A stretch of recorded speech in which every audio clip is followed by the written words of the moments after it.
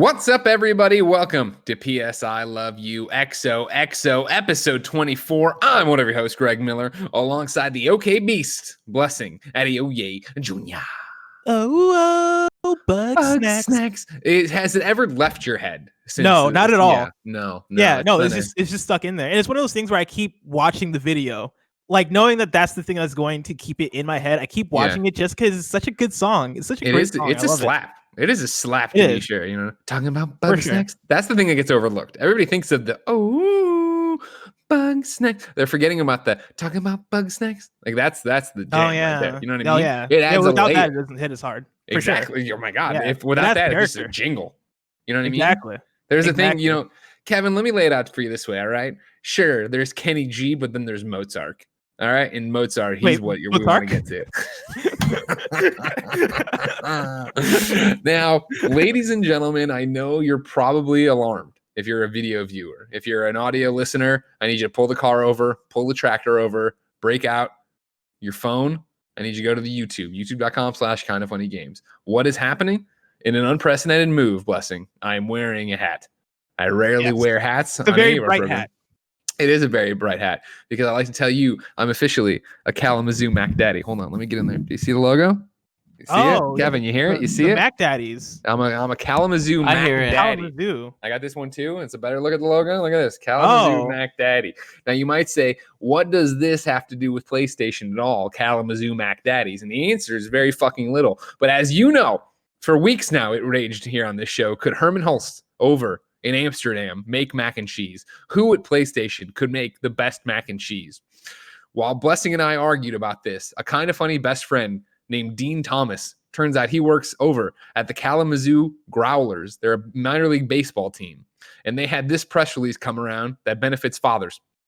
Father's Day might look a bit different this year for many families on June 21st due to COVID-19. The same will be said for the Kalamazoo Growlers baseball team when the team will rename itself the Kalamazoo Mac Daddies in honor of fathers and mac and cheese lovers. The change is a dual salute to dad, along with Michigan's undeniably dairy mac and cheese festival that is still slated to be hosted at Homer Stryker Field for the second year later this fall after selling out in record time in 2019.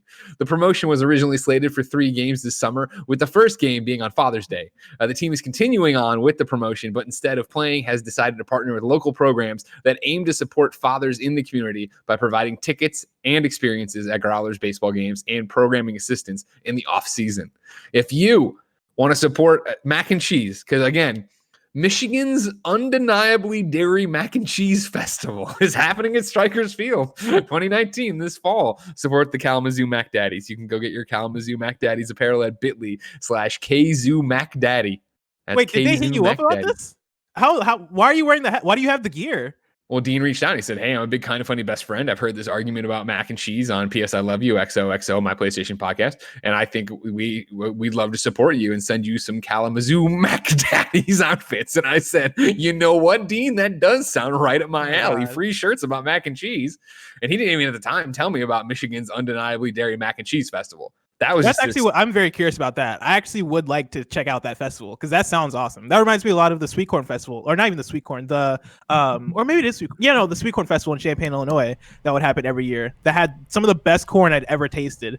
Not had corn as good as from the Champaign, Illinois Sweet Corn Festival ever since I've been in Champaign, Illinois. It's fresh off the stalk there. You know what I mean? It is. That's how you're doing it. Yeah, nice. Hey, corn's everywhere. If you go to this mac and cheese thing, I'm down to go and shoot everything. Kevin, you want to go? Or mac and cheese? Yeah, I mean, yeah. Here's what I'm going to say. Kalamazoo Mac Daddies, a.k.a. pay. Dean Thomas. Kalamazoo Mac Daddies, a.k.a. Dean Thomas. You could look into this. There's got to be some kind of promotional venture you can trick your employer into giving us to send us out to Homer Stryker Field sometime in the fall of 2019 for this Michigan's undeniably dairy mac and cheese festival. We can do a live PS I Love You there. People will not understand it. Maybe at that point, maybe I don't know how big the Kalamazoo Mac Daddy budget is for guest appearances. Maybe that's where we finally do the PS I Love You XOXO PlayStation Mac and Cheese off. We get Adam Boys, we get Gio Corsi, we have Herman fly in, the OSP flies in. We have a whole team out there of people trying mac and cheeses. Jack Trenton, Sid Schumann, you know what I mean? Corey Barlog. What do they got? Saying you think that, and you might say, what does any of this have to do with PlayStation? Remember MLB The Show right there. PlayStation. Are you listening now? Are you listening? You just made that I don't up. know if made I all don't these think connections minor league right there, teams huh? are in the show, are they? Does that make sense? No, like, that makes a lot of sense. Like a Kalamazoo like customized team and MLB The Show Right there, as, right? as a promotion. Yeah. I'm into it. Trying to Who call are you Barry calling? Courtney. I'm trying to call Barry Oh, Courtney. okay. He plays For a the show. second, I was like, if you're calling Herman Holtz, we got to stop the show. We can't let this happen. Greg, you've We gone can't do too this far. anymore. There's a You've line gone you're way too far. crossing it. It's just saying calling, but it's not calling them. You ever get that, Kevin? Oh yeah, when it doesn't start ringing, and Yeah. it's like, all right. Yep. what's going on here? I do. Remember in the old days, you just punch the buttons. They happened. Well, whatever. Maybe somebody else will tell us later. You want me to call him? Ladies and gentlemen, enough about the Kalamazoo Mac Daddies and mac and cheese. Although, again, Michigan's undeniably Dairy Mac and Cheese Festival. I feel like we're missing an easy opportunity here to link us all up. Seems like this is, I mean, this is on paper, this makes perfect sense. No, I'm with PlayStation you. Podcast, Mac and Cheese Festival, Kalamazoo Mac Daddies. I digress. I'm with you. Yeah, that makes sense. Ladies and gentlemen, we do have no time to waste, of course. Guess what? The reviews are up for The Last of Us Part 2, which means we can answer your spoiler-free questions. And the PlayStation 5 has been revealed, which means there's plenty of spoiler-free questions about the PlayStation 5 to talk about. And we're going to get into all of it because this is PSI Love You XOXO, your PlayStation podcast. Each and every week, Blessing and I get together to nerd out about all things PlayStation. You should be part of the show. You can go to patreon.com/kindafunnygames. You can, of course, get the show ad-free. You can, of course, get it with the exclusive post-show we do. But most importantly, you can get it and put in your questions and comments and concerns there. You can give us your PlayStation profiles to look into for trophies. You can ask us the questions like so many of you did. I love and appreciate every one of you. Thank you for asking amazing questions to make this show even better. Of course, if you have no bucks to toss our way on Patreon, it's no big deal. Yes, Kevin, we should be. You can go to youtube.com/kindafunnygames and podcast services around the globe each and every Tuesday morning. Get a brand new episode, unless it's something like last week where we hold off to do the PlayStation 5 event. Housekeeping, guess what? Nick's entire playthrough for the first time ever of The Last of Us is up. It's officially up. It's not going to be taken back down. There's nothing wrong with this version. 2 giant videos up there for you to watch all of Nick's 15-hour playthrough of The Last of Us Part 1. You can go to youtube.com/kindafunnygames. Get it right now. Programming notes for you, of course. We have a lot of Last of Us content for you. Nick's Let's Play is up on YouTube. This is all on youtube.com/kindafunnygames. I'm sick of saying it. Yeah. Gamescast, of course, has the spoiler cast for the original Last of Us up. Gamescast has The Last of Us Part 2 review up. Then this week, the week we're recording this, the 15th, on Friday, the release date of their Last of Us Part 2, we're going to publish our Last of Us Part 2 spoiler cast. It will be the review crew once again. It'll be me, Tim, Blessing, and Christine Steimer from What's Good. We'll be going in, no holds barred, able to talk about everything. That will go live on Friday. Clearly, and I can't stress this enough, Blessing, don't watch this until you beat the game. No, do not yeah, watch definitely don't do that. Yeah, definitely don't do that. Because like we're probably gonna like open up with like we're gonna come out swinging, but we'll warn you too. Like swinging. if it downloads by accident, and like you're knee deep in baby poop, doing something, like it just rolls over into Spotify or whatever, we'll let you know. There'll be a chance for you to get out of the poop and get it stopped. You know what I mean? Maybe you're in Kalamazoo Mac Daddy HQ trying to figure out how you're gonna get Shuhei Yoshida over there for a mac and cheese festival. I understand there's a lot of things to go. We'll give you a chance to get out of it. Don't worry about that. However, that's Friday. Then the next week, Last of Us Part 2 Spoilercast again is what I don't even know what to call it, but what it's going to be is me, Neil Druckmann, Ashley Johnson, and Troy Baker talking about The Last of Us Part 2, no holds barred, all the story beats, all the questions we raise and don't understand, if any, in the Spoilercast, we'll then bring over to them, have them talk about their experiences with it. So tons and tons and tons of Last of Us Part 2 content on youtube.com/kindafunnygames. Of course, mostly, with the exception of Nick's playthrough, available on podcast services around the globe. Thank you to our Patreon producers for today. Mohammed, aka Momo, Connor Nolan, aka Connor Dowell, James Hastings, Sancho West Gaming, Julian, the gluten-free gamer, Delaney Twinning, Aaron I always fuck this one up. Bonilla, thank you. Like Bobby Bonilla. Remember him? No. Yeah, you're too young. Jeffrey Long and Jesus Barrio, aka Bent Fork _PR. Our sponsor today is Keeps, but I'll tell you about that later. For today, let's start with the X's and O's. Kevin, hit the song. X's and O's. X's and O's. X's and O's.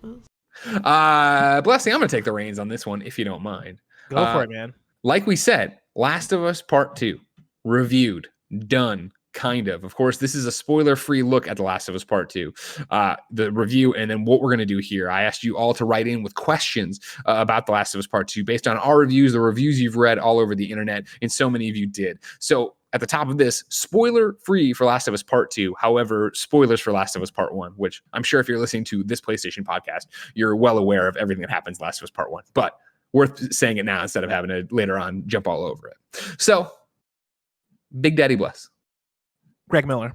Let's start with Takibi, who writes into patreon.com/kindafunnygames, just like you can, and says, having just read through so many of The Last of Us 2 reviews, I was most interested in the views given by Maddie Myers at Polygon and Callie Plague over at GameSpot. They seem to view the game as being too forced, where the player lost agency. As a result, the player was powerless to change or carve Ellie's path. This is in light of the clearly gruesome killings. This is in light of the clearly gruesome messages on killing and taking human life. My question is this: does the game, in forcing you to kill in the game scenarios, take away from the cutscene deaths? In addition, do you think the message killing is bad is shoved down your throat, especially given you have no choice but to kill? So it's an interesting question. Have you read both Maddie and Callie's reviews, Bless? I've listened to Callie's review Perfect. on GameSpot. I'm not diving deep into Maddie Myers' review, though I think I've skimmed it, if I remember which one this is. You were on that episode of Games Daily. KFGD. So I definitely read a section of it when I would do it, because I agree that like it's that we'll get to, I know you did it on Games Daily, but I want to have another conversation about it here about unfairly restrictive reviews.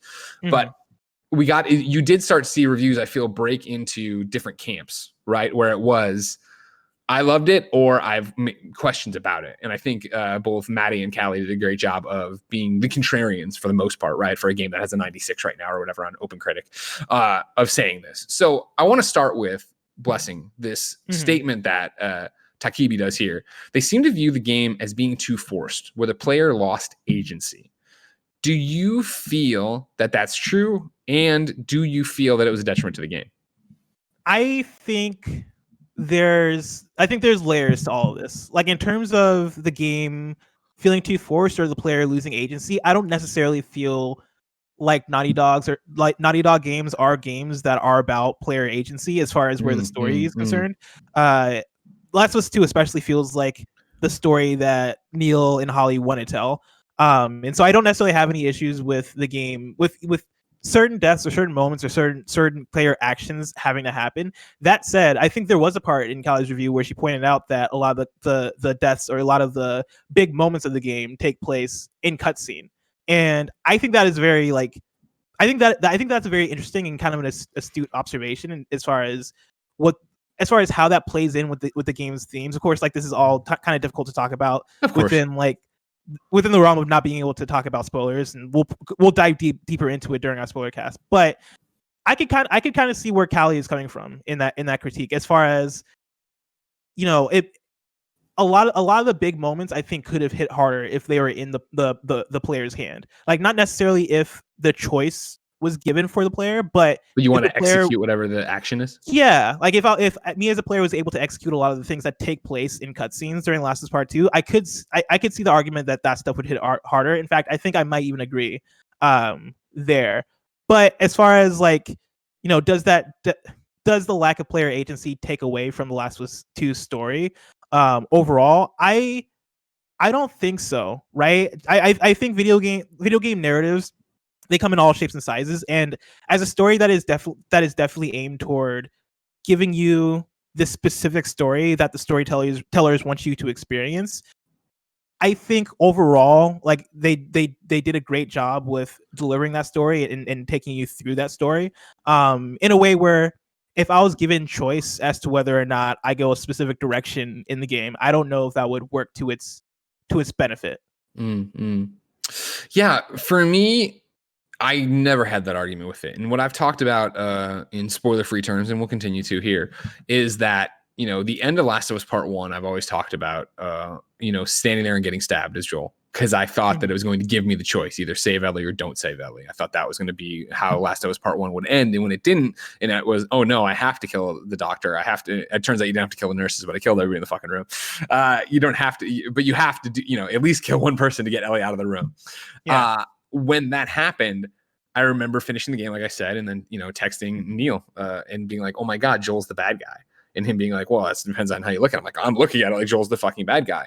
And what I've always said about that, right, is to me, I don't agree with that choice. That's not what I would have done, but it's one of the strongest things that game does, is it cements itself at the very end and reminds you of, you might have thought you were playing this game and making all the things because you were in line with Joel and Ellie when you were doing it, but you get to a moment here where you're not, and we make it happen. We make you kill these people. We make you move on because we're telling you a story. We are telling you a story. This is our story. Yeah. For me, The Last of Us Part 2 is that feeling of I'm literally along for the ride the entire game. I legitimately feel like they never let go of that thread when they grab it at the end of Last of Us Part 1 into Part 2. Part 2 the entire way was, man, I don't necessarily agree with what's happening or why it's happening, and I'm not even talking about like killing dogs, which I know, like, not those kind of choices. I'm talking about overall like giant narrative threads here, or arcs. I don't agree with what's happening. I understand why it's happening, and I'm very much in Ellie's shoes for it. I am here, experiencing it and understanding why she's doing it, but not agreeing with it. For me, I think it goes back to what you said at the top of your thing, Bless, is that I don't play Naughty Dog games for agency. I don't play Naughty Dog games for open world, choose who I want, level up exactly how I want, right? And granted, there is that in Last of Us Part 2 in terms of like how are you investing your pills and how you're doing that. But somebody who I platinumed over the weekend, like, you don't even need to go through the full game the second time around to max yourself out. Like, you're getting most of the stuff you want as you play, if you're being thorough in your collectibles. I digress. We'll talk about platinums later on. So I understand what you're talking about and what Takibi's talking about in referencing Callie's review of like, the actions aren't happening. They're happening in cutscenes sometimes, most of the time. But I also agree with that because that's what I want from Naughty Dog. I'm there for the story, and I'd rather in those moments have it be framed and shot and have me see exactly what I'm supposed to see to understand what exactly that scene's trying to tell me. Does that make sense? I could definitely see that. I think part of it for me is with the game's themes being like part of our review when we were talking about this on Gamescast with Steimer and Tim, we were talking a lot about how or at least for me, I talked a bit about how I felt like the more I played the game, the more I felt like death started to matter, especially within combat encounters. Sure. Like it felt like the more and more I killed in the game, the more and more I kind of felt like, oh man, like that dude was really like this guy's friend over here, right? Like when I kill somebody and somebody else in the camp is like Devin or whatever. Yeah, when I kill a dog and somebody is like, oh, Comet Chip. Or whatever you call Chip, whatever you call dog. Whenever that happened, right? Like the more and more I played, the more and more I felt like that weighed on me, because I think that's what the game in its central themes is trying to drive to the player more and more as you progress further and further in the game. And for me, like, a lot of that stuff worked, right? Because a lot of what this game I think does in terms of its narrative and in terms of how that mixes in with the gameplay and in terms of what the broader statements is trying to make about violence and revenge and even video game violence. I think that stuff is done super well in a way where, to Callie's point, like a lot of the cutscene moments that could have been player moments, not necessarily choices, but like to what you say about the ending of Last of Us Part 1, right, where you have to kill the doctor and like you could kill the other two doctors or whatever in order to save Ellie. If I think Last of Us Part 2 could have gone harder with that, with having similar types of moments there, where like, it, like, if the people you're getting revenge against, right, like if you come across one of them, like it's so hard to talk about it without spoilers, but putting that more on the player to have that moment in the moment, as opposed to having the game then transition into traditional video game storytelling, which it's such a hard thing to balance, because Naughty Dog is very, I'm not gonna say like very traditional, but they are making these third-person action adventure games that are, hey, here's your gameplay, here's your cutscene, here's more gameplay. Your gameplay is the reward for your gameplay is more story and more cutscene. I would have liked to see them kind of break that up in a bit, because I feel like in this game they're doing so much to kind of try and subvert your expectations and be kind of be unexpected in the way like in the way some of the story and some of the gameplay plays out. I would have liked them to see I would have liked to see them go the extra mile in terms of what they're doing there with quote unquote player agency, because I don't necessarily want that agency, but I want the control, if that makes sense. I think, in the historic sense of video games and gameplay versus cutscenes, I think of there being that hard stop, right? Where all of a sudden you're into a cutscene and like the graphics drastically shift and this looks way better than what I'm playing and da da da da da.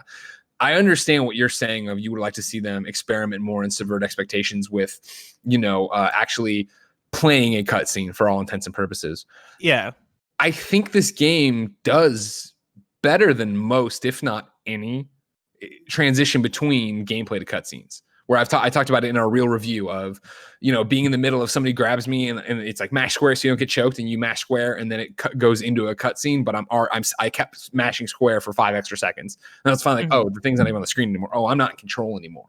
And in the same way too of coming out of a cutscene and then being like, push the stick. Oh, I'm in control now. Like, I think merging those together is a very powerful storytelling medium. And for me, it was always, especially just having gone through to get all the collectibles this weekend, the way I can tell that I'm no longer in a cutscene, or I'm sorry, the way I can tell that I'm into a cutscene is when all of a sudden I notice the camera get more cinematic, very God of War, like you can envision Corey, or in this case, Neil walking around with the camera and like, framing it that way.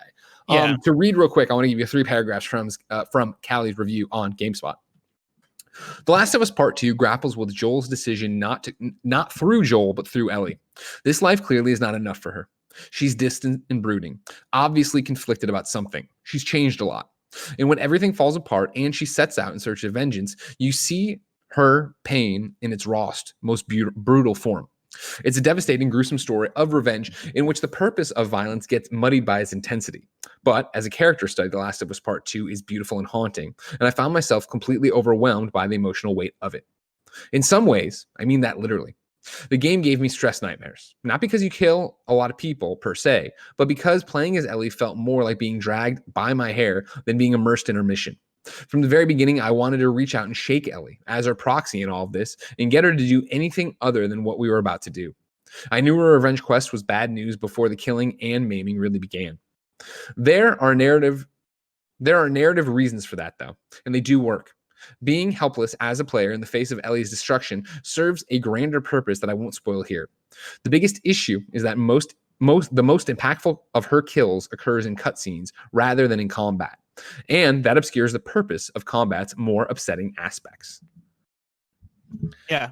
I totally get it. And and back to what we're always talking about, right? Of like, it's going to be so much fun when this game is out and everyone can just talk about it in a million different ways, and interpretations and symbolism and all that jazz. I understand what Callie is saying and I respect it.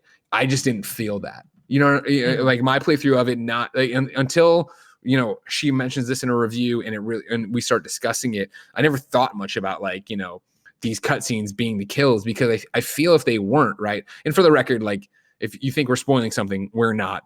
Lots of people die in this game, which I bet you expect, right? Like when The Last of Us 1, a lot of people die. You haven't even met. Exactly. There's a lot of Henrys out there, right?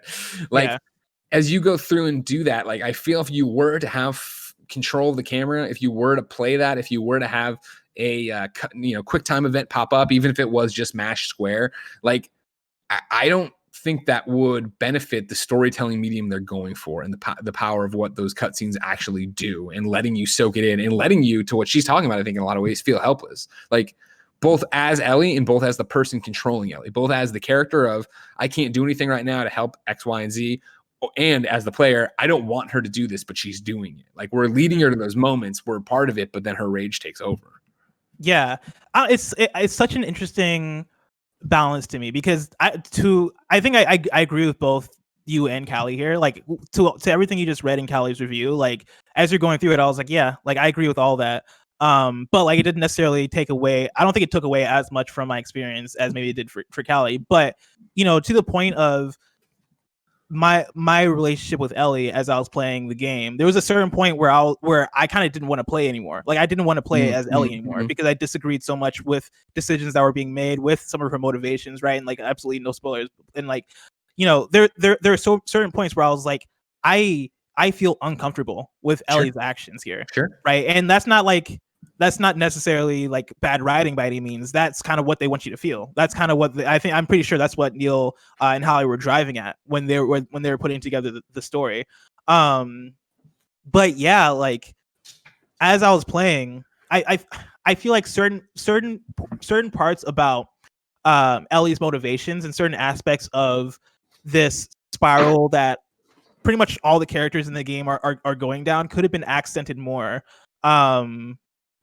With putting the gun in your hand more, like to like putting back to the Gamescast conversation of like the more and more I killed in this game, the more and more I kind of felt bad about it. I feel like they do such a good job with that. Like I feel like it's one of those things where they go 98% of it percent of the way, and that last 2% could have been the kills that mattered for me. See, and I think that last 2% though does separate it from crossing that threshold into torture porn. That people were so worried about seeing that Paris Games Week trailer, right? Yeah. Like, if you go that far, I do feel that you do run the risk of super alienating people. What it was this talking on?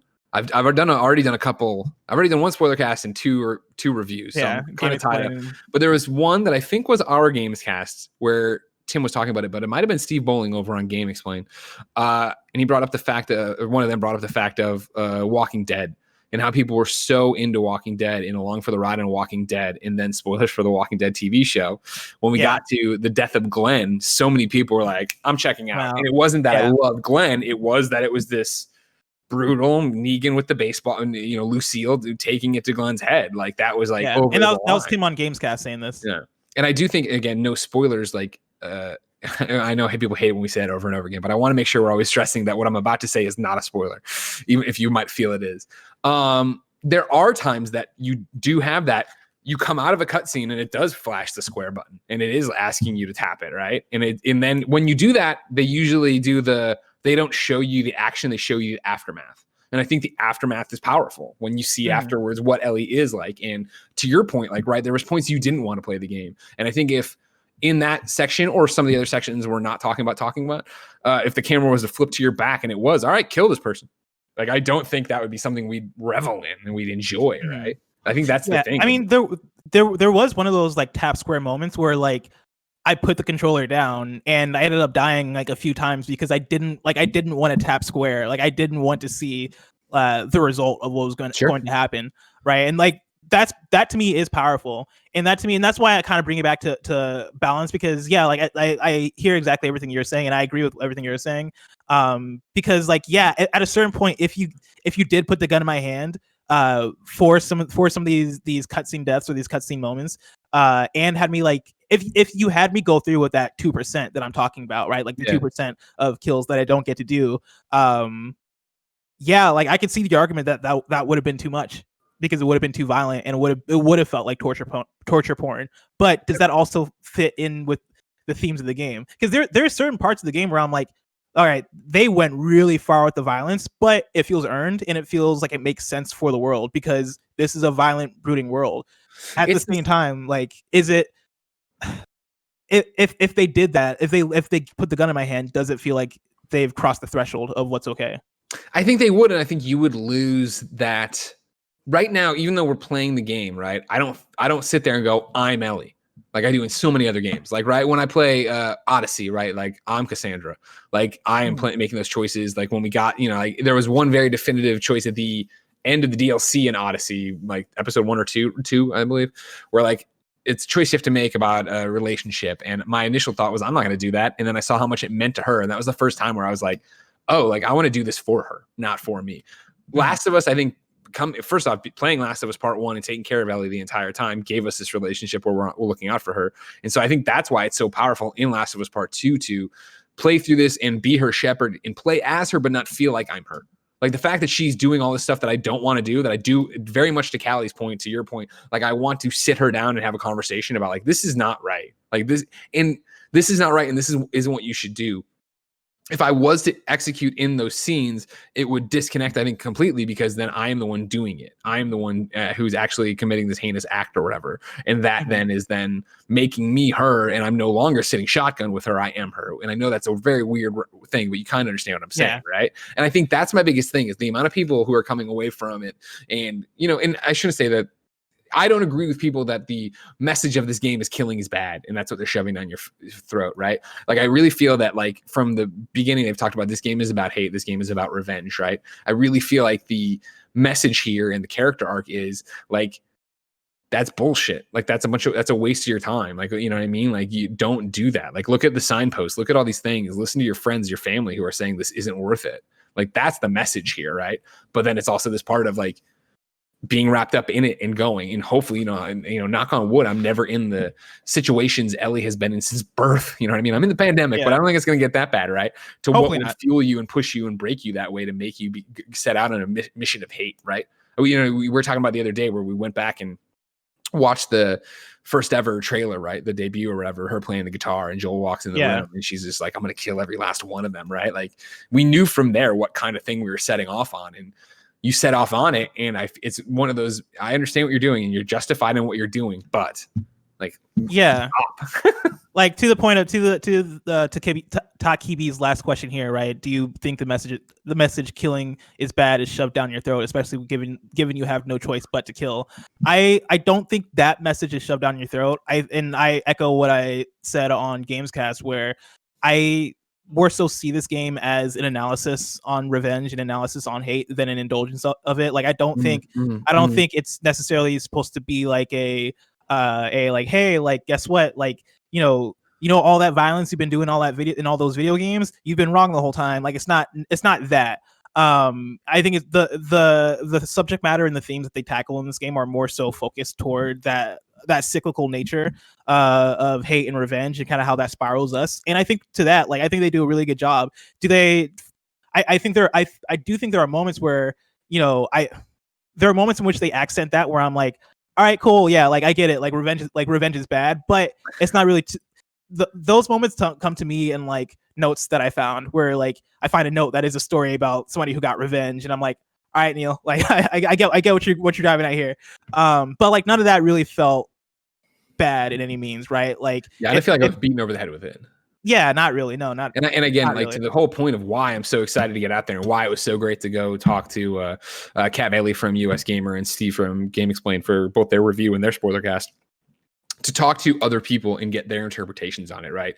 I'm sure you watched the Gamescast review. If you didn't for some reason, like, Seimer was the first of the group to beat it after I did. And so to finally be able to sit there and talk to her about symbolisms and themes and what did you take, and I didn't get that, and blah, blah, and then to go have a conversation with Kat Bailey and have the complete opposite, and have us in the show be like, this is how I felt about Ellie at this point. And I was like, I have the complete opposite read on that. This is how and like, that's awesome. That's what I'm talking about when I'm talking about how this game, I think, is more than a game, where it is this great piece of literature, this great movie, this great game. It's this weird thing that exists between them all in a way that we're literally going to sit here and dissect this thing for years, and people are going to have different opinions on it. And not in the, is it a good game or is it a bad game? They're going to have opinions about Ellie's choice in this instance, what this meant, what this character arc was like. Yeah, that's the thing that I really do appreciate about this game. Like, over the weekend, I've been talking to people who also played the game, and I found that my conversations about this game specifically have felt more rich and more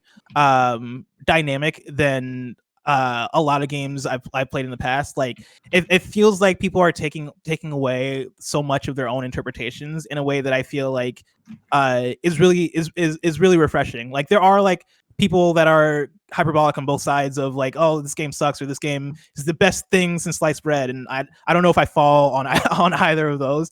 Blessing. But like, there is so much in this game and in the story and in the design of it that I think does so much good, and that I think is so refreshing, that the conversations that I've been having coming out of it have been good also because of that. And I think that's a thing that's definitely noteworthy about The Last of Us Part 2.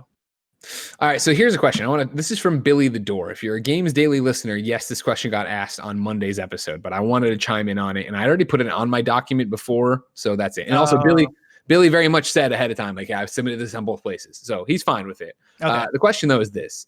There are some who are saying the review embargo was unfairly restrictive. Do you agree? We obviously know they exist to benefit the developer, but do you have an example where the existence of an embargo benefited the consumer? So you've had a chance to go off on this, but go off again, son. What's your call?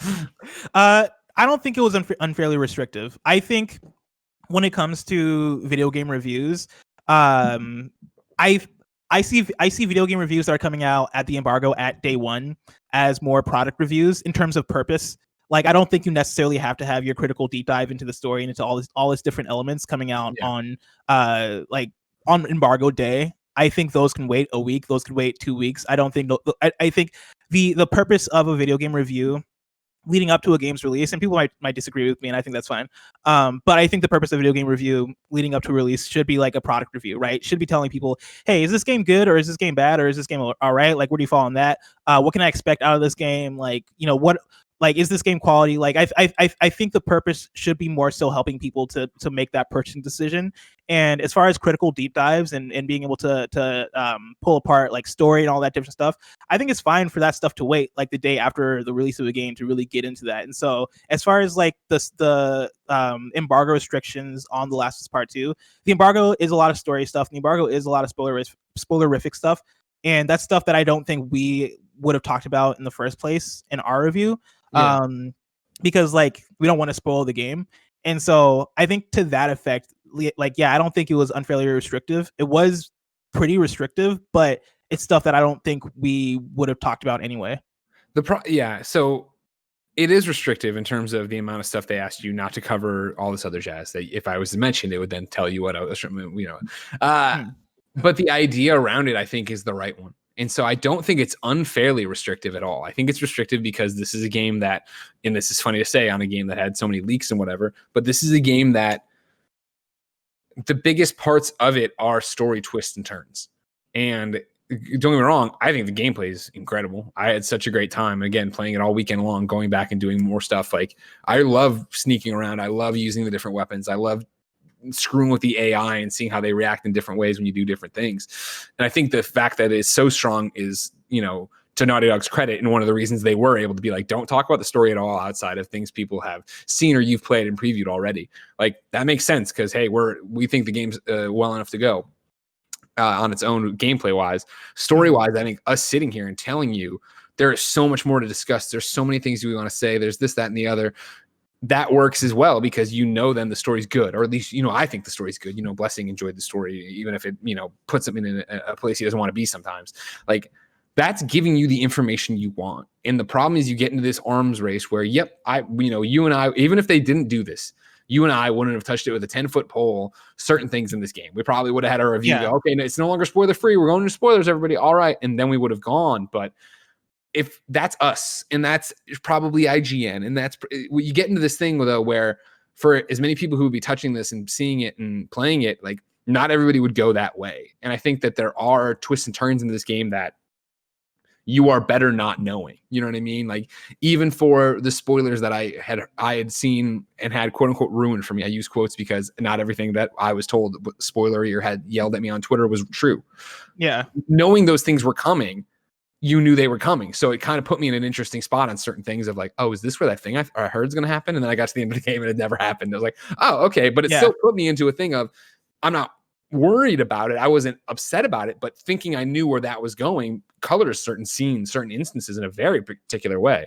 And again, like, we'll talk about on our spoilercast, I'm sure, but for sure on the Game Explained spoilercast, which will go live, I think Friday as well, or maybe even after, it was the similar thing of, okay, cool. Like, knowing that this made this feel this way, or yada, yada, yada. I think, I don't think it's not unfairly restrictive. It is restrictive in the way a narrative game should be. I remember, when I was a young buck video game reviewer back at IGN, and I remember getting Batman Arkham Asylum, and I remember being so into it, being so caught off guard that game was great because I was expecting just another fucking Batman game, you know what I mean? And you get that, and it's insane, right? I remember the Scarecrow stuff being on the embargo sheet that you couldn't talk about. And I remember trying to go to the mat with both my Jeremy Dunham, my editor at the time, right, and WB, and be like, no, you have to let me talk about this. You have to let me mention this in the review, ... right? And they were like, no, you can't, and blah, blah, blah. And we didn't win that war, right? And I remember this internal struggle of, how can I review this game and not talk about this thing? And it's like, I look back personally in that very specific example for Greg Miller, not everybody, what a stupid way to be hung up about something. I mean, really, is that, spoilers for fucking Endgame, I guess? Like, is that, if I was not to ruin the portal scene in my fucking review of Endgame, would my Endgame review not, no, like, what are you talking about? Like, that's something you need to experience. And I'm talking about in a movie sense, watching on the screen, let alone in a 26.5-hour game, playing through it and not having these things change for you. Because there is huge shit in this. Like, you know what I mean? And like, you look at other games like that of like, granted, I guess it's not apples and oranges on a shit. I was going to throw stuff out of other games that have done it, but I don't even remember what those reviews are. But like, I don't think it's overly restrictive. I don't think it's unfairly restrictive. I think it's restrictive in the way it should be. I think for a game that's being reviewed a week out, that is so built around stories, I think it's fine. And we say there, oh man, this is tough it wasn't tough to review with the restrictions. It was tough to speak without spoiling. And the last thing I ever want to do is say something that to you, the listener, tips my hat that I knew something and now you're expecting it. That you're like, oh, wait, he mentioned a bear. Like, dude, when is this bear going? There's no bear that's going to appear and get you. Is there not a? I was like, wait, is there a bear? There could be a bear. I don't know. Like, wait, is there? But yeah, no, I'm totally with you there.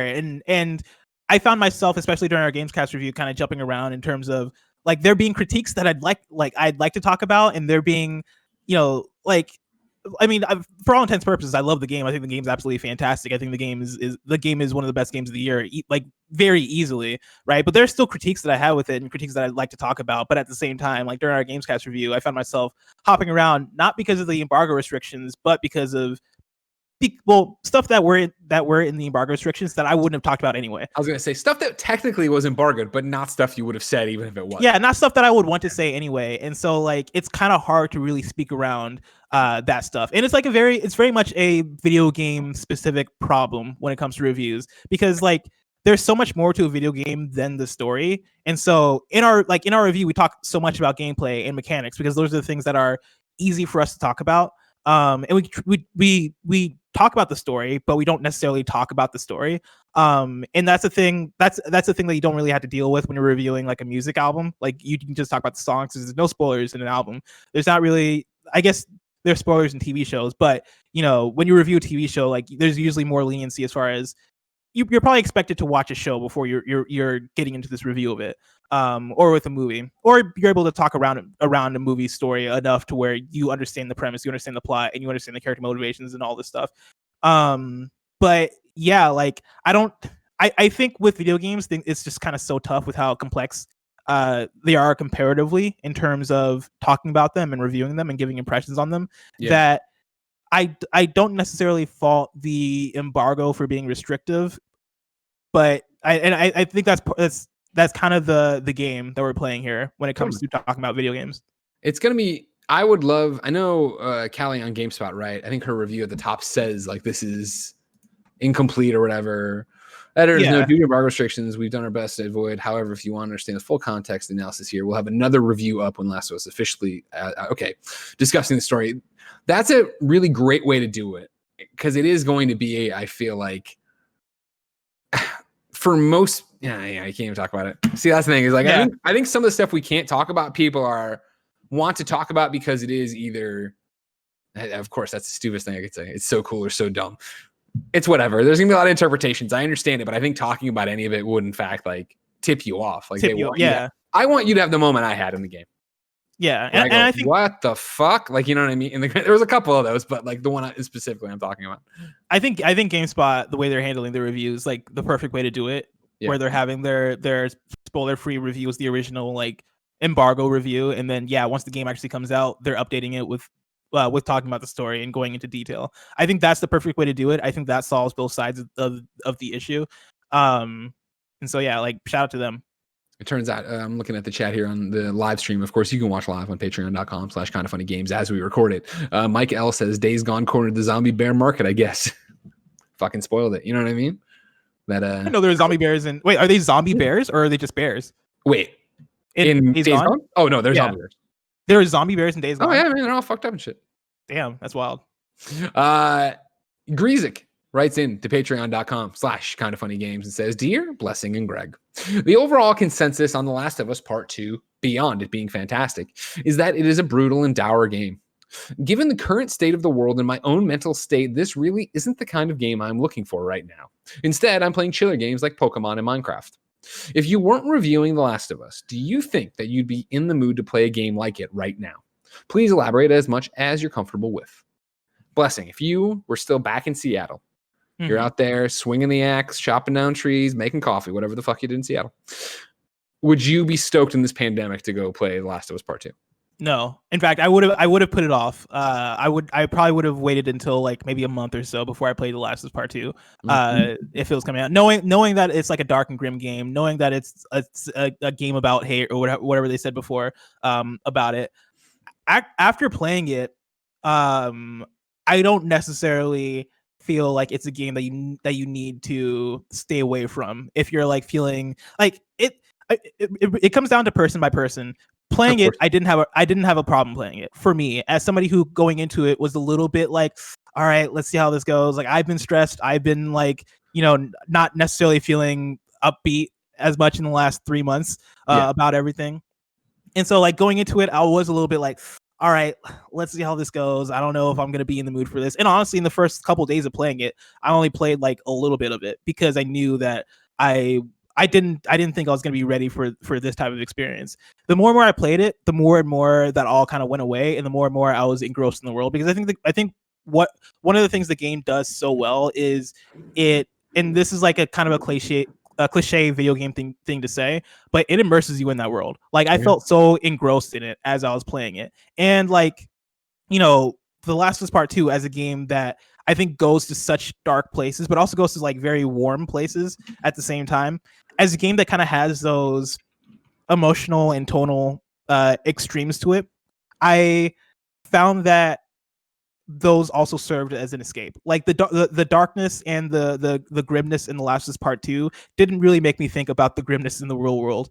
It totally brought me into that world in a way that I didn't feel like I felt stressed at all. In fact, it served as such a great escape from everything. And so for me, it worked out so well. But of course, like teach their own. I'm not saying that like if you're depressed right now, you should go play The Last of Us Part 2 by any means. Yeah, it's what you're going to pull out of the experience, right?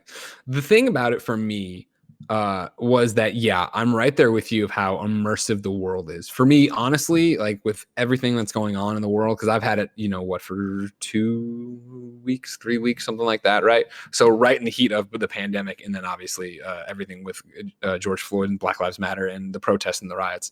Like, it was that idea of getting it and putting it in. And I know so many people have struggled with, this is a game about hate and revenge, so it's going to be dark and it's going to be terrible, and like it's going to be torture porn. There's going to be all these things about it. Those aren't the experiences I had with it. For me, it was putting on blinders in the same way I keep going back to reading a book, right? And being put into Ellie's shoes. And Ellie's motivation in Last of Us Part 2 is simple. It is revenge. It is hate, right? It isn't even as complex, I think, as the Joel and Ellie's story in The Last of Us Part 1, which, right, was like, get her to here. They're not there. Oh my God, we got to go across the country and do this thing and do that. Like, this is much more like, this is my fucking mission. I'm going to complete my mission. And putting on those blinders and jumping into that world and having it be so realized and so lush. And as, Steimer pointed out on the review, sure, it's dark and brutal, but there are moments of happiness and hope and love. And like, it is an actual plethora of things going on here that are beyond this dark and brooding and gritty shit. You know what I mean? It's real. And I know it isn't, but it's real. And these are humans, and there's a range of emotions and characters and relationships to explore in there. And that, I don't want to say is helpful in terms of like disconnecting from the world, because we can't disconnect. We need to stay on mission and on task here as well. But it was a nice reprieve to go into it. And that was the focus. This is what it is. I'm in these environments and I know I'm looking for these items. I'm doing this thing. I'm going after this person, whatever it's going to be. But exploring and getting to what the puzzle of how do I get from the one side of the world to the next side of the world and take out these people, or don't take them out, or do that. Like the game works that way, in a way that I don't think it actually, especially for talking about like, being in the middle of a pandemic when they push Last of Us Part 2 and it being like, oh man, is it going to be too on the nose? Like, we're what 25 years from outbreak day here. Like they're not worried about a pandemic anymore, right? That's not even the thing. Like, you know, for the most part in this game, I do feel like the infected even are akin to if we were going through the woods and there was a bunch of fucking bears I got to worry about. Like, they're just like part of the world. It's not like they're this, oh my God, these fucking things again. Like, you know what they are. They're an everyday task, these people, and they feel that. I hope that makes sense. No, I'm with you there, and I agree as far as like the range of emotion that the game kind of runs through. Like, the way I've been putting it is, I think, and I forget if I said this earlier on this podcast, or if I said it on the Gamescast podcast, or if I said it to a friend, but like, I think the game does such a good job of going to the warmest of warm places, but then also going to the darkest of dark places, but also making all that feel appropriate. They do such a good job of, you know, making those interpersonal interactions feel like they matter and feel very warm, if that makes sense, but also like not holding back when they are going to those dark places and they are going to those grim places or those violent places. It reminds me in a lot of ways of something like The Revenant or a period piece like that, right? Where it's like, yep, this is a brutal, unforgiving world, but that doesn't eliminate them having family, having friends, having camaraderie, having moments of happiness. You know what I mean? Yes. Like hobbies. There's stuff that exists for them. I want to also give a shout out to Natalie Flores, who wrote a review for Pace Magazine, and like the subline for her review was "The Last is Part 2, Let's Love In," and the beginning sentence is for a game ostensibly about hate, The Last is Part 2 revolves around the complexities of love.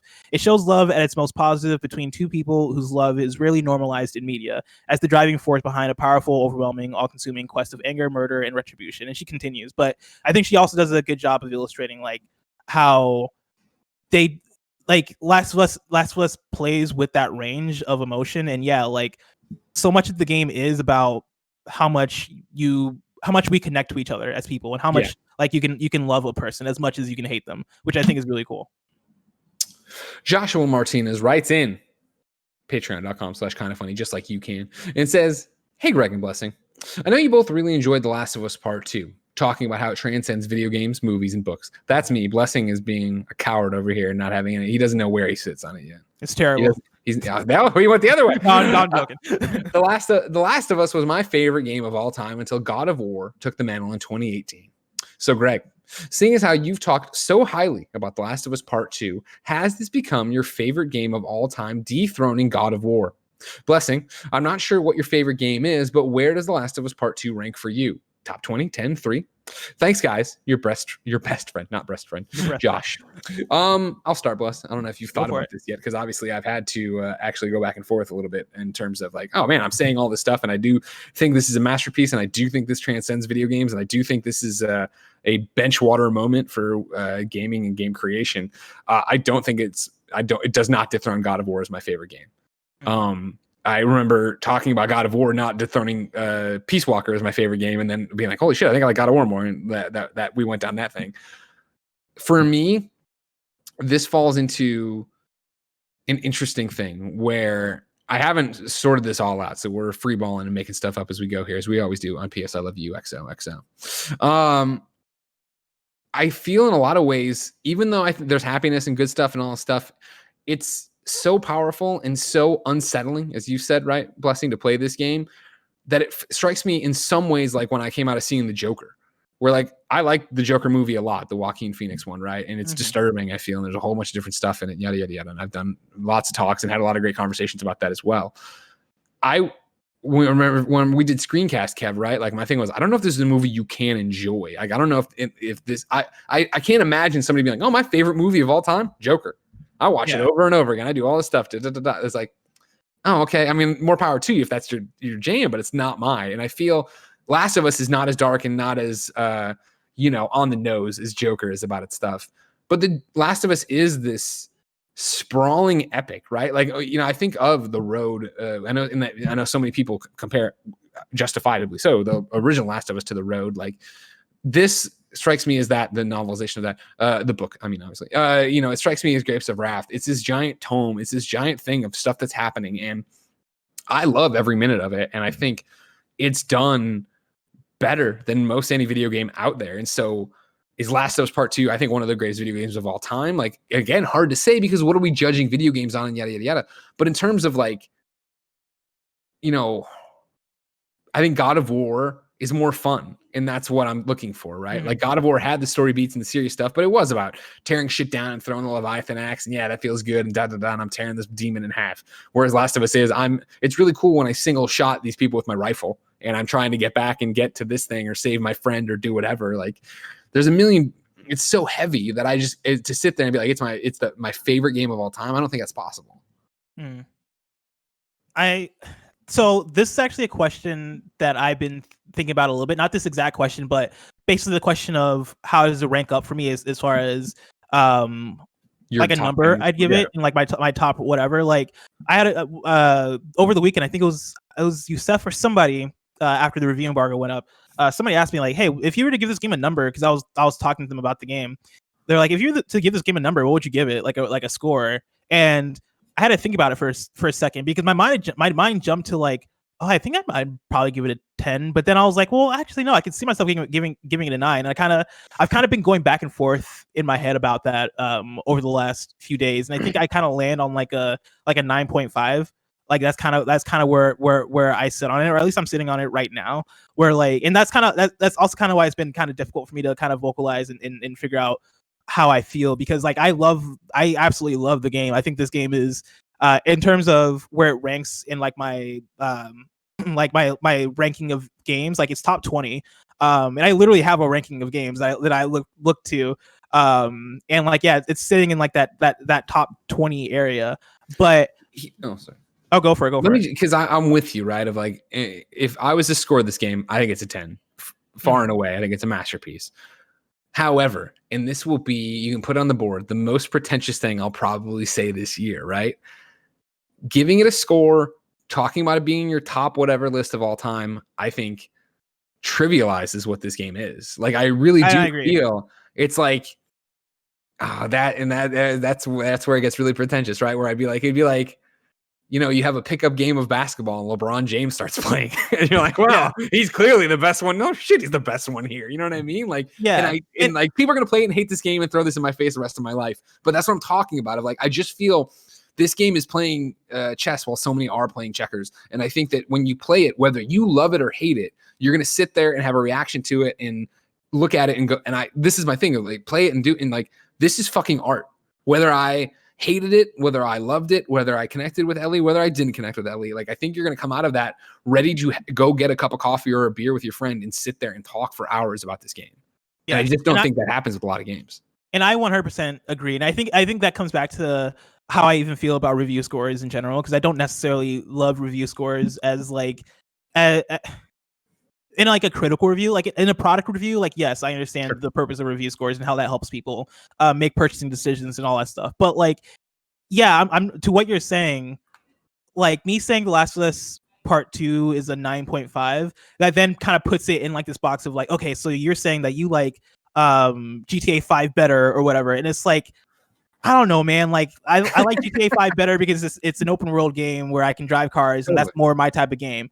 But like to what you're saying, I think Last of Us Part 2 is such like such a work of art in terms of what it's doing. And I think in terms of how I look at it within the scope of video games in general, I think it goes for so much. And I think I think so much of that works, and I think so much of that is ambitious and pushes the envelope and is really beautifully done. But then there's also sides of it where I'm like, okay, well, I also didn't necessarily love certain pacing toward like latter parts of the game, and I didn't love I didn't necessarily love all the environmental puzzles and all these different things, which kind of brings it to a 9.5 for me. But like it also that way of putting it, like saying it's a certain number, definitely does feel like it's trivializing it, because I think it is.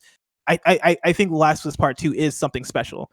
When we get the spoilers, right? I want you to come up and talk about pacing, because that was me and Kat Bailey went around on the Spoilercast with it on Game Explain about that, where it was like, again, back to the art argument of like, I don't think it's bad pacing. I think it's particular pacing, and that's where you can either agree or disagree with it, right? And so that's where we're back to, right? Of like, what are we scoring? Like, what are we talking about right now? Like, what, you know what I mean? Like, I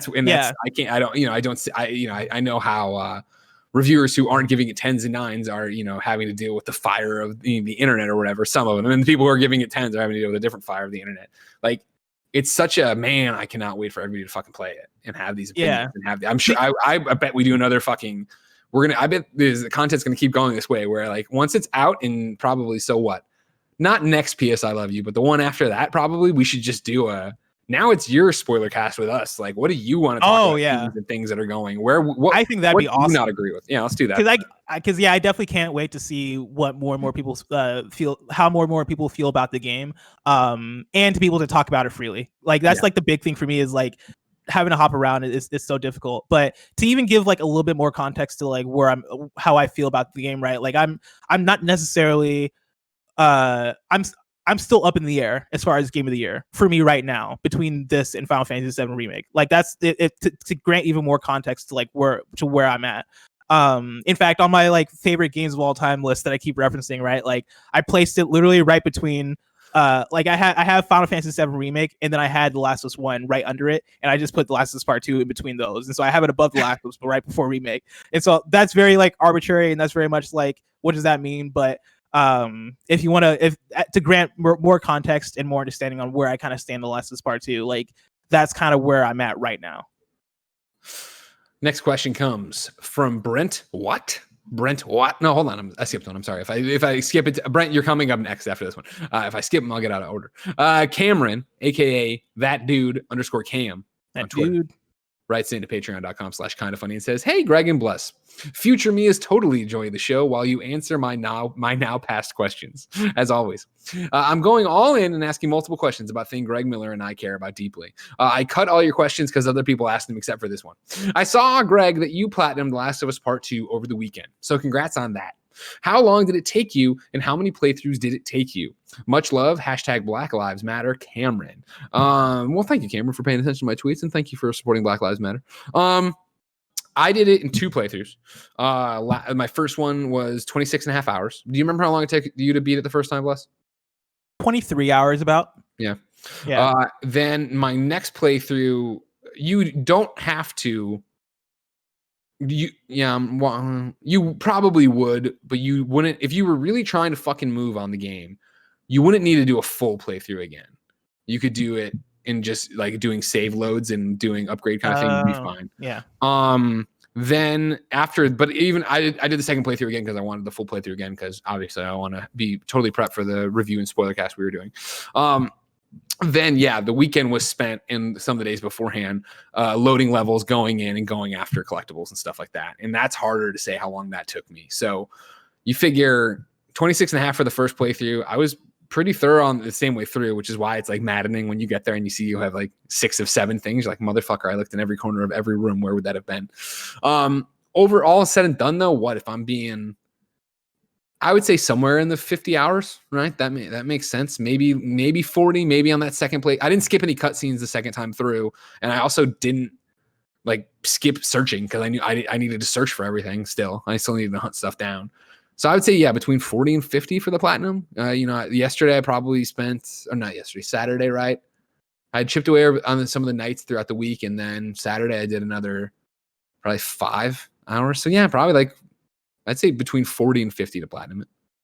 Totally attainable. Nice. Really good trophy list. I think honestly, like as much as I jokingly and honestly hate the original Last of Us trophy list, like they took all that feedback in and made a trophy list that's great. As we've talked about before with all the other accessibility options, there's no difficulty tied to the trophy list this time around. So you can just go and play and collect and do all the stuff you need to do, which is brilliant, I think, because again, there's nothing more I hate than a game I love having to play it on the most brutal difficulty for no reason and just be like, well, this isn't even fun anymore. Why would I want to do this? The accessibility stuff is really awesome. Like it was cool seeing, I think it was Kali's video review that showed off the fact that you can turn off all the colors and make it so that like you're blue and the enemies are red and collectibles are yellow. And that's how she would clean up rooms afterwards. And like even before, it's funny because I was wondering if other people were doing that. And even before I read her review, I was doing that too. If you go into the accessibility mode, you can go in and turn on colorblind mode, which then is you're blue. There's a couple different options actually for that even, but the default is you're blue, they're red, and anything you can interact with is yellow. And it is a lifesaver. The amount of accessibility options in the game is crazy. Like the more and more I learn about like what they have there and the depth of it and the different things you can do with it, like it's wild how well they did with the accessibility options. If you've missed that, you should go check out Steve Saylor, of course, the blind gamer. Yeah. You've seen him on Kind of Funny Games Daily before. If you go to Steve Saylor on Twitter, he has a whole bunch of thoughts up on this. He'd put up a reaction video of his first time going through the accessibility stuff. But on top of that, he links to a whole bunch of different stuff because he helped build it with a whole bunch of other accessibility experts in terms of what they should have there. And I think it was either him, I'm pretty sure it was him that was saying in his video reaction that this is a benchmark moment of there'll be games, accessibility options are going to be before Last of Us Part 2 and after Last of Us Part 2. Yeah. Because they went through and put all this stuff in and crushed it. And while I talk, I mentioned it on the Games Daily where we went through the reviews. Yeah, can I play that.com? If you go there and read can I play that.com, their review of The Last of Us is a great read of holy shit, like this is everything they've done. This is why this matters. It's the perfect game. It's a 10 out of 10 for them, which I think is the first time they said there's been a game that gets a 10 out of 10.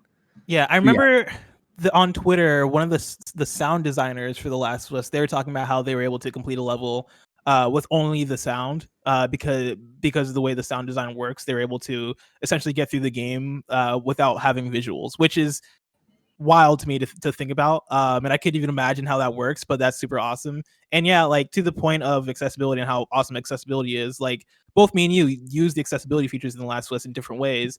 Totally. And it's a thing that is good for everybody, right? Like the more and more accessibility is handled better and better in games, the better and better it is for everybody.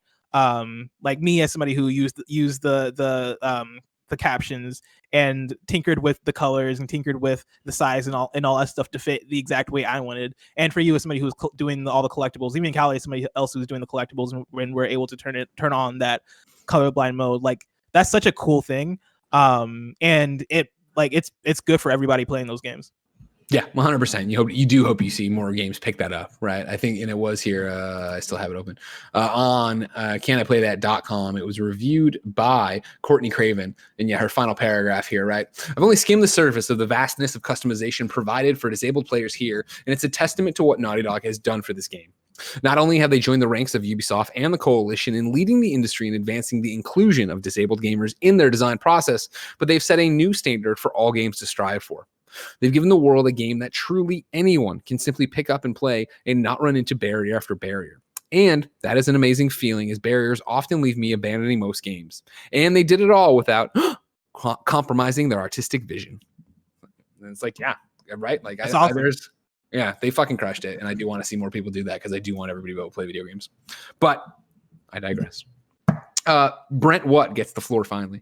Brent Watt wrote in, of course, to patreon.com/kindoffunnygames and says, "Hey, Blessing Greg, my wife is not a gamer and has never really enjoyed me. Hold on, let me try again. Has never really enjoyed me. No, I still fucked it up. Has never really enjoyed watching me play any video games. However, we do enjoy watching dramatic TV series together, such as The Walking Dead and Game of Thrones. Last of Us Part 1 instantly drew me in with its narrative during the first 15 minutes of the game with the death of Sarah and how Naughty Dog punched me in the gut with its directing and tone. I'd love to hear your thoughts on whether Last of Us Part 2 might be a game that could entice even a non-gamer to watch along.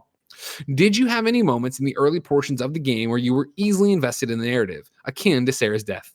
Thanks for all you do, Brent. What? Oh yeah, 100%. If you enjoyed The Last of Us Part 1 for that, The Last of Us Part 2, I think, does that way more and way better in terms of it as a story experience. Like the story experience, I guess I can't spoil anything or talk too much about like how like it starts or anything, but it hits the ground running in terms of where the story's at and how engaging it is with that stuff. And if you love story, The Last of Us Part 2 does that.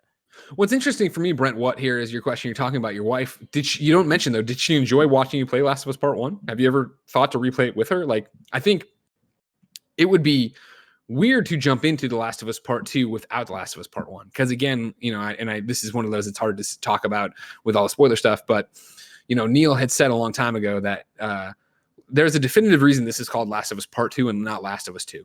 Like this, this needs Last of Us Part 1. Part 1, in terms of this is the continuation of that story. This is still just The Last of Us.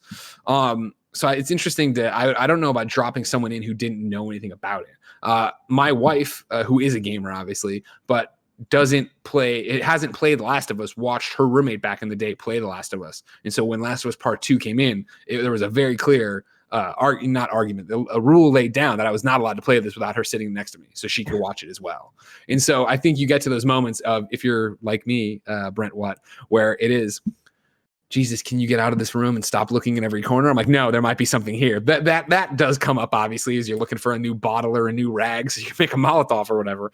But overall, the story beats, I think, are so strong that, yeah, I think you'd be involved. I think she would dig this. I think that there would be enough in here. Like, I think, again, especially for it being the part 2 to part 1, like picking up, where it picks up in this game and going through and answering questions and talking about what the reality of their lives looks like. I think all of that would resonate if she enjoyed that first part. So I would say make her watch a recap, play the first one again, do that kind of stuff. Tyler Drummond writes in patreon.com/kindoffunnygames and says, hi, not sure if you can answer this or not, but are there any, quote, forced stealth sections in the game similar to David's boss fight in The Last of Us Part 1? Thanks. Yes.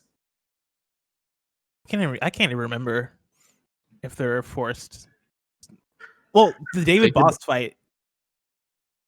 Oh, I guess. No, yeah, there is. Yeah, exactly, right. Yeah, exactly. I was waiting for you to connect the dots since I can't say anything, but yeah, there very much is. Yeah. I think it's done better than David's boss fight was. Like, having just played through David's boss fight again last week, 2 weeks ago, and then having watched Nick play through it again, that is like the first time. I shouldn't say that. That is one of The Last of Us's biggest, like, hey, you're playing a video game. Oh, okay. I step on these dishes all of a sudden, it makes noise, and David runs to me. All right. That kind of shit isn't really there. Like, you know what I mean? It's that shit's done better, but like, no, there is definitely forced stealth sections. There's another section that is very Resident Evil. That made me go like, why is this here? Like, why is this in this game? And we'll talk about it on Friday. Yeah, but, we will. Like in terms of the David thing, I think there are probably 2 of those in this game for me, but neither of them are as egregious as the David thing. Like, neither of them are that bad. But there are 2 moments where I'm like, did this really need to be here, gameplay wise? Okay. Wit writes in patreon.com/kindoffunnygames and says, what are your thoughts on how TLOU2 has evolved the open world areas of Uncharted 4/Lost Legacy? How is the AI this time around compared to previous games? Blessing, you're Mr. Lost Legacy. I love Lost Legacy. Can we talk about how they tackle the open sections? Like, I had to read the. I don't know. Now I can't. I don't think, as long as you stay away from the story stuff. I guess so. So like, right? Because it's Seattle stuff. Yeah, I don't give a. I remember what it's like. Don't give a beat by beat or account of anything. Yada yada yada. Okay, yeah, like there is an open section that is akin to Uncharted Lost Legacy, and I guess Uncharted 4. I liked Lost Legacy's open section more so than Uncharted 4, and The Last of Us Part 2's the way in which they handle it, I feel like doesn't really feel like an evolution. For me, it kind of just feels like a side by side. Like, they did it again. Like, it doesn't really feel like they evolved it in any sort of way, but it doesn't necessarily feel like better or worse to me than Lost Legacy is. Yeah, that was the same thing. I remember both Uncharted 4 and Lost Legacy and doing the stuff, and then this one I felt natural. I liked it. You know what I mean? I thought, riding around and doing stuff in it and running over there, like, yeah. And didn't they show this in like the state of play? We should be careful, but I'm pretty sure they showed parts of this in the state of play when they were explaining open world. Hold on. I don't know. I can't remember. The thing I will say is that the way in which they handled the open area in Last of Us Part 2, pacing wise, kind of falls into my pacing critique. Yeah, because like honestly, I kind of have the same issue a little bit with Uncharted 4 in Lost Legacy. Like, I feel like those big open areas kind of come out of nowhere and just aren't revisited. And I kind of would like for there to be some sort of like ebb and flow in terms of, all right, here's an open area. All right, cool. Back to linearity. Okay, cool. Back to another open area. It feels like it'll be easier to talk about on Friday. In terms of how contextually works with the rest of the game. But I liked it. I wish they did a bit more with it, is what I'll say. Mm-hmm. Looking at this, you deep into that embargo, or you're in the state of play? I don't remember seeing it in the state of play.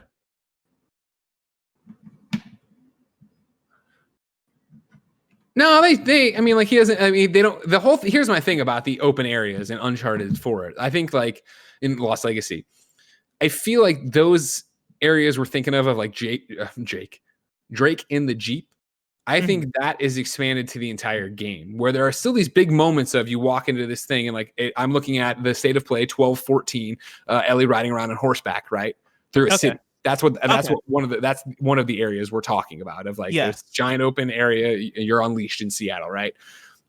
That is a very specific example of, here's this giant open area. You have these objectives, but you can find other like side stuff to do, like not side like missions, but like areas to go into. Yeah, you can explore. Notes that'll tell you like, oh, go do this thing. Oh, okay, fucking do that thing. Like, then the rest of the game is more what you think of The Last of Us. But I think those areas are so much more open that they're learning from these kind of areas from Lost Legacy, where it is the same idea that there are, the notes to figure out how to open a safe, or this is a secondary path, or if you crawl around this car and you go through this ditch and you figure out how to get up there and smash that window, you can go into a building that there's no reason for you to go into.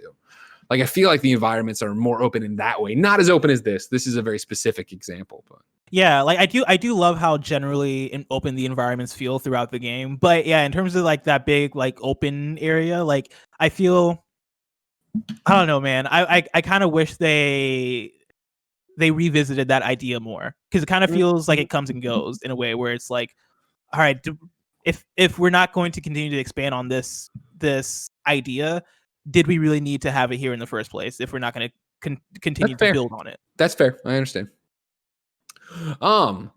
Nick O'Coolahan Halcombe writes in to patreon.com/kindoffunnygames and says, this question is for PS I Love You Q&A by Last of Us Part 2. Hello, Greg and Bless.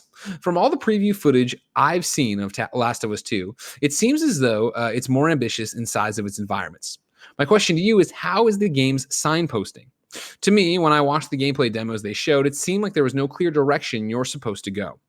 Is it possible to get lost in an area, or even skip an area altogether on accident because of unclear actions? Thanks. Love the show. I don't know what kind of magic they were using in The Last of Us Part 2, but I never got lost. And those areas are big. And I like, there are moments where I was walking through or riding through on my horse or doing whatever, where I was like, all right, I think this is the right direction, and it was always the right direction. And I don't know how they do it. It's way better than in The Last of Us Part 1, which I think had fine signposting, but there were moments in The Last of Us 1 where I definitely got confused or lost about where I was. Last of Us Part 1, I distinctly remember a couple different rooms. One was where you drop into water for the first time, and like you need to swim underneath the thing and get to the other side. But I remember they just introduced swimming, or I just hadn't used it in forever, and I remember being in that room forever going like, what the fuck am I supposed to do? And the same thing with the one ladder puzzle, right? Where Ellie's over Ellie, there. like, is she like on top of somewhere and you need to give her the eventually ladder? Yeah, she's over there. You can get up there, you can swim down. Like, I remember that being, when I first played it in 2013, being such a bitch. And so that was, I think the signposting is impeccable in Last of Us Part 2. Like, and I think some of it is on your nose in a way that makes sense, where Ellie's like, oh, to get to whatever, I just have to follow I-5. And like, the roads are overgrown, but there's still signs for I-5, like there would be in a real downtown. You're like, perfect, this makes sense. And then there are other times just follow the light, right? Like, it isn't as like even in your face as it used to be, like the giant yellow caution tape stringing down or doing it. And there's still yellow caution tape in sections, don't get me wrong, but it is more of like, if you're lost, you kind of look around and look for where the sunlight's peeking through or fire is peeking through and know to go towards the light. You know what I mean? Like, that makes sense. And they do a great job of that. And to what we've talked about before, as somebody who's like trying to platinum it or be a collector about it, like they have the different branching paths that always come back, it seems. So it is that thing of like, you feel like you get that moment of like, oh man, I nailed it on the first try, when it is that, no, all three of these paths will eventually rope back into different landings or different elevations to get you where you need to be, but you can go through that way. Yeah, the level design is really incredible in the game. Like, I have no idea how they're able to make it this. Like, that's actually one of the things that people might overlook in terms of reviewing it and talking about it. The level design is incredible. And to your point, they do such a good job of making everything kind of loop back together when you are taking different paths, or when you're like making your way through a house as opposed to around the backyard or whatever. All that stuff feels natural, and it feels like at no point do I remember running around in circles forever. And whenever I did get to those points or get close to those points, like, it'd probably take maybe 20 to 30 seconds before the L3 hint thing would pop up. And that's another thing. They're point you.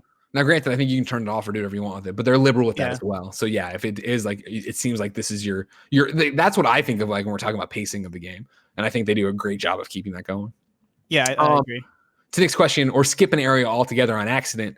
Yes, nothing like mission critical, obviously, but like there's tons of rooms or areas or little like dugouts or whatever people are hiding in that I totally missed. And then when I was going back through for platinum and looking for collectibles, I had to scour. And then like, you just catch the hint of a ladder or something out of the corner of your eye and you go there. Or, free tip from your friend Greg, like using the traversal mechanics they have in the game, not like alley climbing, but like, anything you'd be doing with like the ladders or whatever, using them. And obviously this is how I use it, but of course could you use it somewhere else in a different way? That was one of the ones that got me. And I was like, you tricky little bastards at Naughty Dog. Yeah. Final question. Sorry, go ahead. So I was gonna say there's a lot of safes in the game as we've talked about before. There's so many safes. Most safes probably I didn't have the code for, and I wouldn't know where that code was because that requires exploring and stuff. Yeah. And so and I also had no time for that.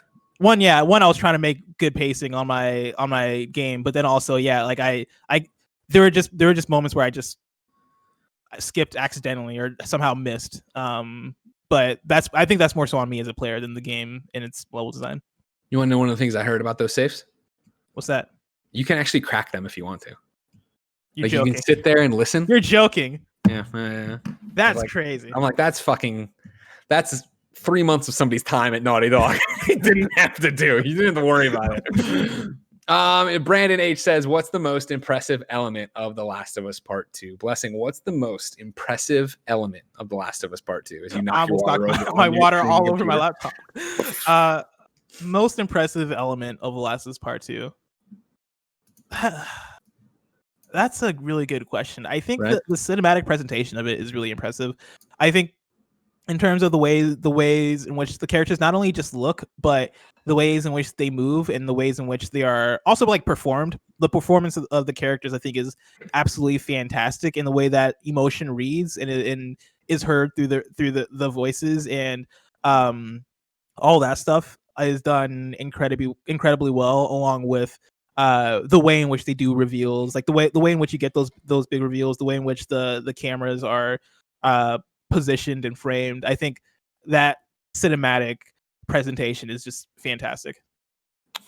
Yeah. For me, it's hard to say because I think, the overall package, the sum of its parts is so fucking out of this park. But I mean, to sit here and go, the most impressive element, is it a cop-out to say storytelling? I don't think so. Like, no, I think storytelling. I think the way they weave this narrative, the way it. Yeah, I saw somebody. I saw a tweet, which isn't obvious, like reading a headline and saying I read the article, but I saw somebody talking about how Waypoint had said in their review that they thought the story was predictable, and I made a mental note and haven't had the time to get back to it because, while I think right now, if you were to sit here, like if we knew nothing and there were no spoilers out there and nothing, I think you could sit around and pitch 5 or 6. This is what it's got to be about, right? And one of those would be true, probably. But that isn't what's predictable about it. Like I think the journey A to Z did not go the way I thought it was going to go, and did not do the things I thought it was going to do. I didn't think it was predictable at all. We don't end where we're going to end, right? Like I don't. So I need to go see that. So I'm talking out my ass about what they actually said, but I think the story kept me on my toes the entire time, and like you feel like I felt the entire game, and I didn't know where it was going to go. I agree. Now, believe it or not, Blessing, The Last of Us Part 2 review was not the biggest thing that happened last week. Oh, man. I don't know if you remember, there was a PlayStation 5 event that you all had a million questions about as well. Thought maybe we should dive into those. But before we do, let's hear from our sponsor. This episode of PS I Love You XOXO is brought to you by Keeps. Did you know 2 out of 3 guys will experience some form of male pattern baldness by the time they're 35? The best way to prevent hair loss is to do something about it while you still have hair left. Don't forget, ladies and gentlemen, this is nothing to be ashamed of. Both Andy Cortez and Nick Scarpino started losing their hair, and they did something about it. You can too. You can get treated from home with Keeps. You used to have to go to the doctor's office for your hair loss prescription. Now, thanks to Keeps, you can visit a doctor online and get hair loss medication delivered right to your home. They make it easy to deliver your medication every 3 months so you can say goodbye to pharmacy checkout lines and awkward doctor visits. Keeps offers generic versions of the only 2 FDA-approved hair loss products out there. You may have tried them before, but probably never at this price. Prevention is key. Keeps treatments can take up to 4 to 6 months or more to see results, so it's important to act fast. The sooner you start using Keeps, the more hair you'll save. Find out why Keeps has more 5-star reviews than any of its competitors, and nearly 100,000 men trust Keeps to keep their hair loss prevention medication coming. Keeps treatments start at just $10 a month. Plus, for a limited time, you can get your first month for free. You, ladies and gentlemen, have a very special place to go. If you're ready to take action and prevent hair loss, go to keeps.com/PS I love you to receive your first month of treatment for free. That's KEEPS.com/PS I love you. Keeps, KEEPS.com/PS I love you. Kevin, show people the drawing I did of your name. Oh, I got it on my fridge. I'll go grab it later. I'll show it to him. Don't worry. I took got on your fridge. So when I was on the podcast, the US Gamer stuff, I like to doodle. It helps me stay focused, honestly, on what I'm thinking. And I doodled Kevin's name for him a little. Oh, that's really good. I did is really good, right? That's really good. Thank you. I did it really good in there. Just nailed it. Kevin, you put that on your fridge? Yeah, you put that on your fridge. Sure, right on. Yeah, you did. Put it in your fridge, Kev. You know what I mean? Have some fun out there. You're too serious all the time, Kev. You fine folks wrote into patreon.com/kindafunny with a bunch of different Kinda Funny games. Damn, I fucked up because I was trying to do the kindafunny.com/Patreon thing, which is a short link to get the questions faster. And on top of all of these Last of Us questions, you had a ton of PlayStation 5 questions. So, Blessing, before we go, before we get into the questions, because we're not going anywhere, tell me where you're at nearly a week from the PlayStation event. We're recording on Monday. That was on Thursday. Yeah. Are you stoked about what you saw there in terms of the design of the console? Are there games that stand out? How are you feeling? The more and more I look back at the games, the better and better I actually feel about them. Like coming out of the conference, I was already like, these games are this is a great selection, a great group of games that they have here. The more and more I look back at the games, I'm shocked by the fact that most of the games I actually do want to play. Like even the games that we're making fun of, Bugsnax has grown on me over the weekend. We're not making fun of it, we're singing the song. I mean, we've been singing the song, but like when they first revealed it, though, I feel like we were kind of making fun of it because it was very much like a what the fuck is this kind of trailer. Yeah. But like even after the fact, looking back at it and rewatching the trailer because I love the song, I do want to play Bugsnax. Like that thing actually looks pretty fun and pretty goofy in a way that I think I can enjoy. But yeah, like Spider-Man, Miles Morales, Ratchet and Clank, Rift Apart, Deathloop, Hitman 3. Like there's some Astrobot, Solar Ash, Ghostwire Tokyo, Horizon. There's so many games in there that I think for me that speak to me directly, but I also think speaks to everyone. Like they had you can find, right? There's I think there's multiple things in there for everyone, which is the crazy thing. And the more and more I've been like looking back, the more and more it's been noticeable that one of the things I mentioned during our PS2 reaction episode to that is they did such a good job of giving every game reveal its own moment and painting each game as equal. Like it didn't feel like everything was leading up to Horizon, and Horizon's like the big showcase game for this thing, or it didn't feel like Miles Morales was the big showcase game for this thing. It felt like every game, even the smallest small games, even Bugsnax, felt like it had its own moment, and that it Bugsnax, look at you. It felt like it warranted its own attention, which I think is super awesome. But not only that, when you look at like genre and you look at the types of games they're showing, you look at protagonists and all these things, they didn't necessarily feel like they were in a box. Like they didn't have I don't think they had a first person shooter. Actually, no, they probably had a couple first person shooters, because I guess Deathloop you might loop into that, but no pun intended. Hey, look at that. But for the most part, right, you have platformers, you have Solar Ash, which is whatever that is. You have the Pathless, like Ghostwire, which is its own, which I guess is first person, but which is its own horror thing. Like they had such a great selection of diverse games that I think paint the PS5 as going to be vibrant in terms of library, which I think is the best thing. And so overall, like feeling really good about that event a week removed, and the PS5. The more I see it, like the more I see the console, the better I feel about it. And I felt good about it in the first place anyway. But I like it. I like how it looks. Oh, I can't wait to see that. That's my thing is right now with the PlayStation 5, I like the way it looks. I like that it looks like Wayne Tower. I like that it's got this weird futuristic blue light and fat and vibe to it. Like I'm stoked to see what that looks like on my shelf, what that looks like on my entertainment center back there. Have you seen the size comparisons? Because that's a fucking big motherfucker, right? Okay, I didn't know if I was looking at memes or what, but it seems like it's gonna be giant. Yeah, which is like my one concern. I don't care. I mean, it's long, right? I mean, that's funny. I'm trying to get you a good thing here for if Kev can throw it up there or whatever. Yeah, here you go. What am I looking at here? Is this an IGN one? Because it's got that IGN vibe to it. It is the nice comparison I saw made that thing look like a giant. I'm tossing this in Slack if you can get the image up once it's there. And bang. There you go. I mean, they're not wrong, right? In terms of height, you look at the PlayStation. I mean, you look at it not even in terms of height. Like it's a weird thing of how PlayStation is. I feel, and maybe this is just off of images, right? Sleeker in terms of thinness, whereas Xbox is hiding it by being really fat, right? Like it's really thick but still short. Like in this image that Kevin's going to bring up on IGN, it shows it compared to a Pro, a Series X, and then an Xbox One X. And so you can see how the Xbox Series X is terms of, I guess, length, not as long as the PlayStation 4 Pro. It is the same length as the Xbox One X, but it's so much wider. And this obviously varies, I guess, on what you're talking about, right? Because I guess actually, they say it's taller and then not as wide or whatever, based on how you're imagining these rectangles in your box. But yeah, the PlayStation 5 height is 15.74 inches.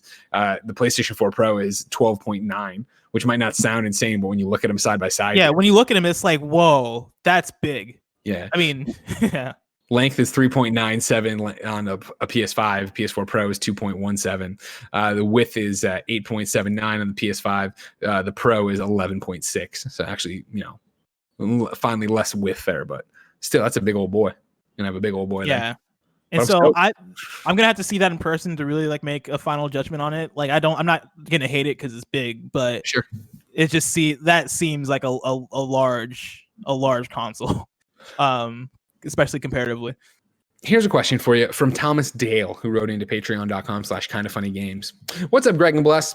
The PlayStation 5 event had a stacked lineup of games. A few weeks ago, you both posed the question of whether the PlayStation studios took enough risks.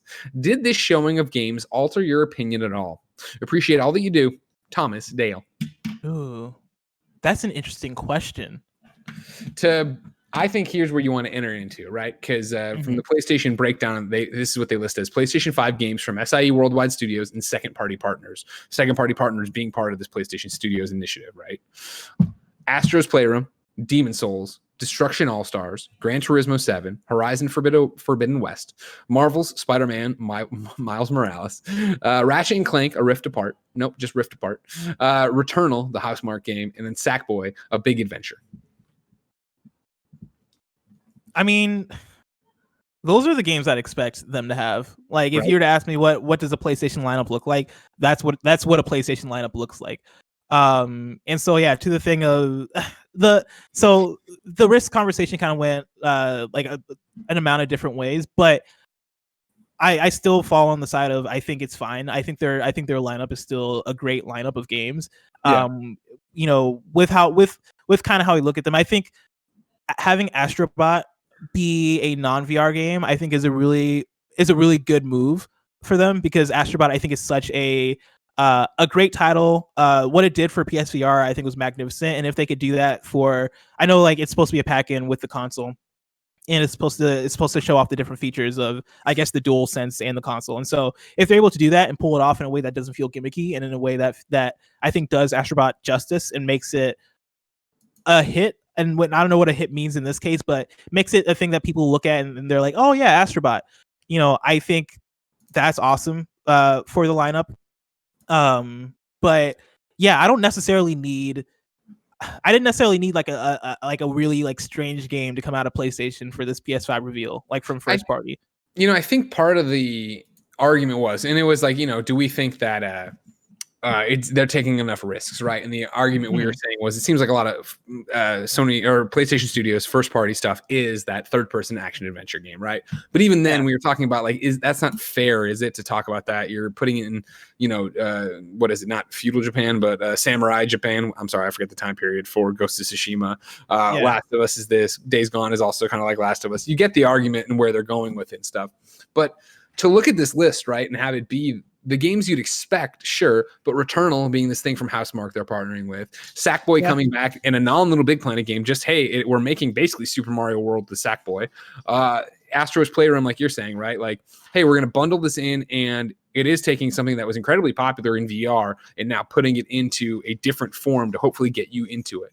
But to look beyond that, right, like, the other big news, I guess, out of this was how many exclusives they were going to have, right? And granted, they're timed exclusives, right? But reading off of Windows Central, right, like the list of timed exclusives they're bringing over, the remaining titles launch as timed exclusives committed to the PlayStation 5 and sometimes PC, but with an opportunity for exclusivity to expire at the time. While timed exclusivity doesn't translate to a definitive Xbox Series X launch, it provides a whole bunch of different stuff. But timed exclusive right now are Bugsnax, Deathloop, Ghostwire Tokyo, Godfall, Goodbye Volcano High, that Grand Theft Auto 5 deal they have, right? And I know that's not exactly the thing, but it's Jet, Kena, I can never say it, the Bridge of Spirits, Little Devil Inside, Oddworld Soulstorm, Project Athia, Solar Ash, Stray. Like, they're taking the risks, I think, there again with what they're doing in terms of, hey, let's partner up with people who are going to go make the stuff for us, right? I think seeing them commit to and expand that PlayStation Studios brand to include that in the same way that when they made Spider-Man, Insomniac was part of that, right? Like, that is a PlayStation game. And as Insomniac told me on Twitter that one time, we're not a second party studio. This is a first party game.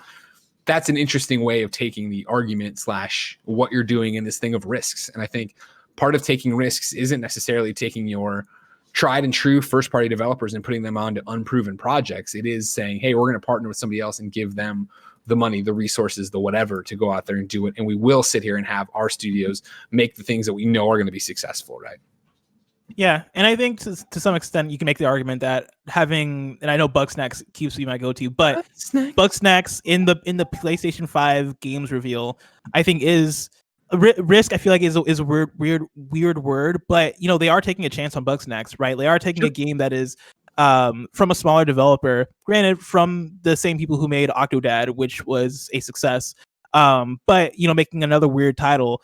Them taking Bugsnax and putting that game into the PS5 reveal stream is kind of left field in a way that I think is refreshing. Kena, Bridge of Spirits, refreshing. Little Devil Inside, refreshing. Oddworld, Soulstorm, right? Like, these are all games that I think add life and add variance to the overall PlayStation 5 exclusive library that I think is going to.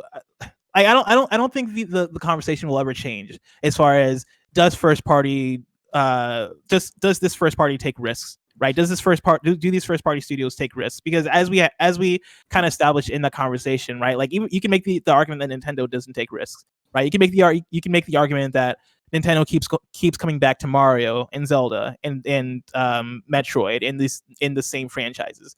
But like, that's not necessarily a bad thing. I don't think you necessarily need to feel, as a first party, you don't necessarily need to feel like you have to reinvent the wheel every single time. Like, I think it's good to have a library that is core to what your lineup is, and then have things around that are lifting that entire library up so that everything can kind of breathe and live, and you can build expectations of, hey, I'm going to have Horizon 3 someday, or I'm going to have Spider-Man 2 someday, or I'm going to have God of War 2 someday, while also at the same time being like, hey, here's Solar Ash, here's Until Dawn, here's Pragmata, even though I think Pragmata is cross-platform, but I think all that stuff works. And so, like, in terms of the risk conversation, like, yeah, I think these all look like PlayStation games, but in terms of the exclusives, like, yeah, there is stuff here that has variance, and I think they did a good job of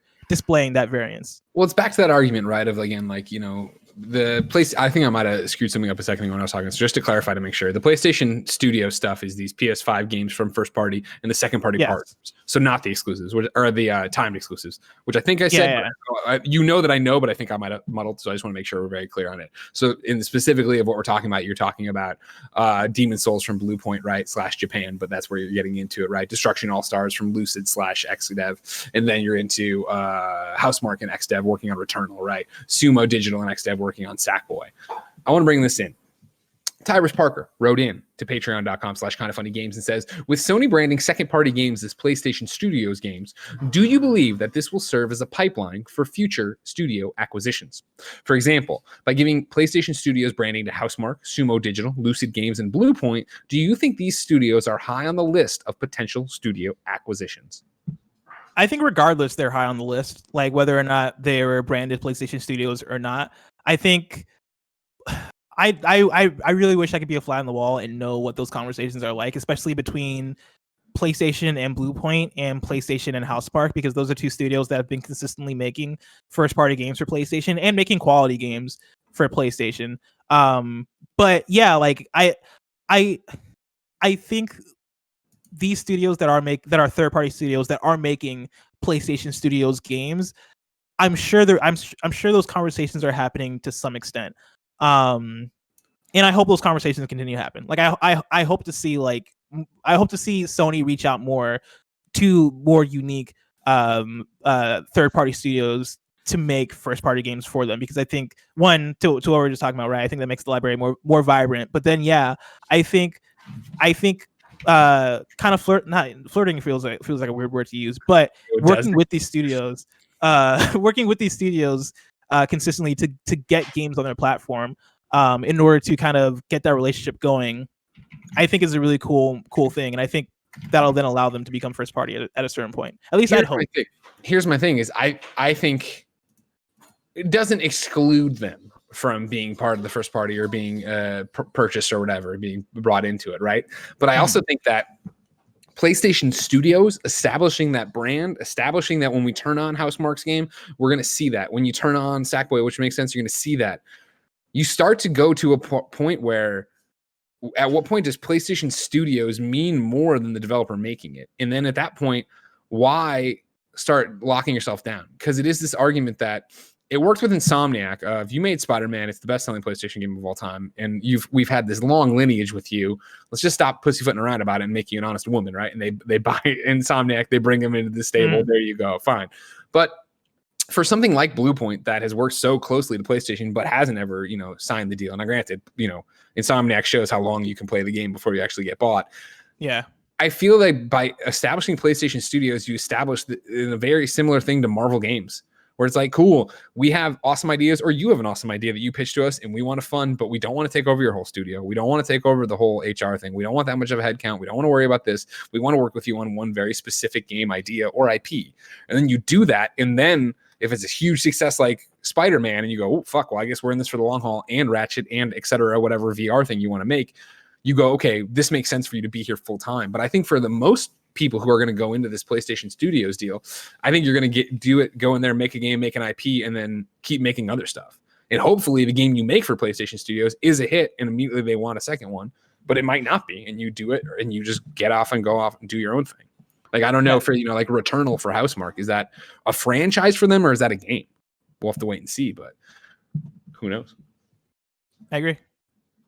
Elliot Altland writes in to patreon.com/kindoffunnygames and says, what the fuck am I going to be playing at launch?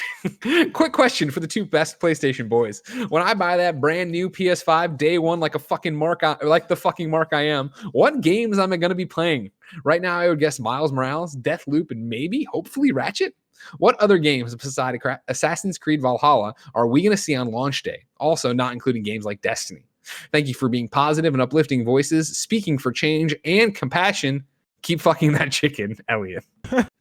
You know how to build us up and knock us down pretty quick, Elliot. Yeah, launch lineup for this thing. There's obviously a lot of games didn't get dates. I'm going to read over here just to bring everybody up to speed in case you don't remember or missed it. I'm going to read Ari Notis's report on Kotaku, right?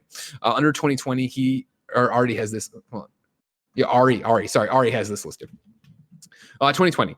The zany action platformer Astro's Playroom is exclusive to PlayStation 5 and, in fact, will come preloaded on every machine. NBA 2K21, the latest entry in 2K's popular basketball franchise, is planned for a fall 2020 release on PS5 and Xbox Series X. There's no word on whether or not it'll be a launch title for either platform. NBA 2K21 hasn't officially been confirmed for PlayStation 4 and Xbox One, but come on, it wouldn't make sense if such versions didn't come out. Deathloop coming to PlayStation 5. Spider-Man, as we already covered, PlayStation 5. Kenna, Bridge of the Saints coming to PlayStation 5. This is all 2020. Bugsnax, Holiday 2020, probably be a launch game on PlayStation 5. The Pathless was planned as a PS4 release. Now, according to the game's official website, it'll come to PlayStation 5. Gearbox Godfall, PlayStation 5. Jet, The Far Shore, PlayStation 5. And that was the ones they listed. This is mainly jumping off of that event. Obviously, like you said, Assassin's Creed. Yeah. Who said it? I lost them.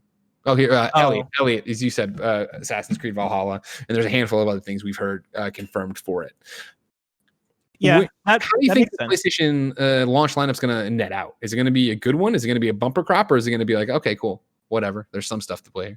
This is one of the things I was actually kind of a little bit concerned about coming out of that PlayStation 5 reveal event is, like a lot of those games had the wording holiday 2020 or just didn't have dates at all. Yeah. And so I kind of was thinking about this quite a bit of like, what does the launch lineup look like? And what does the launch lineup need to look like?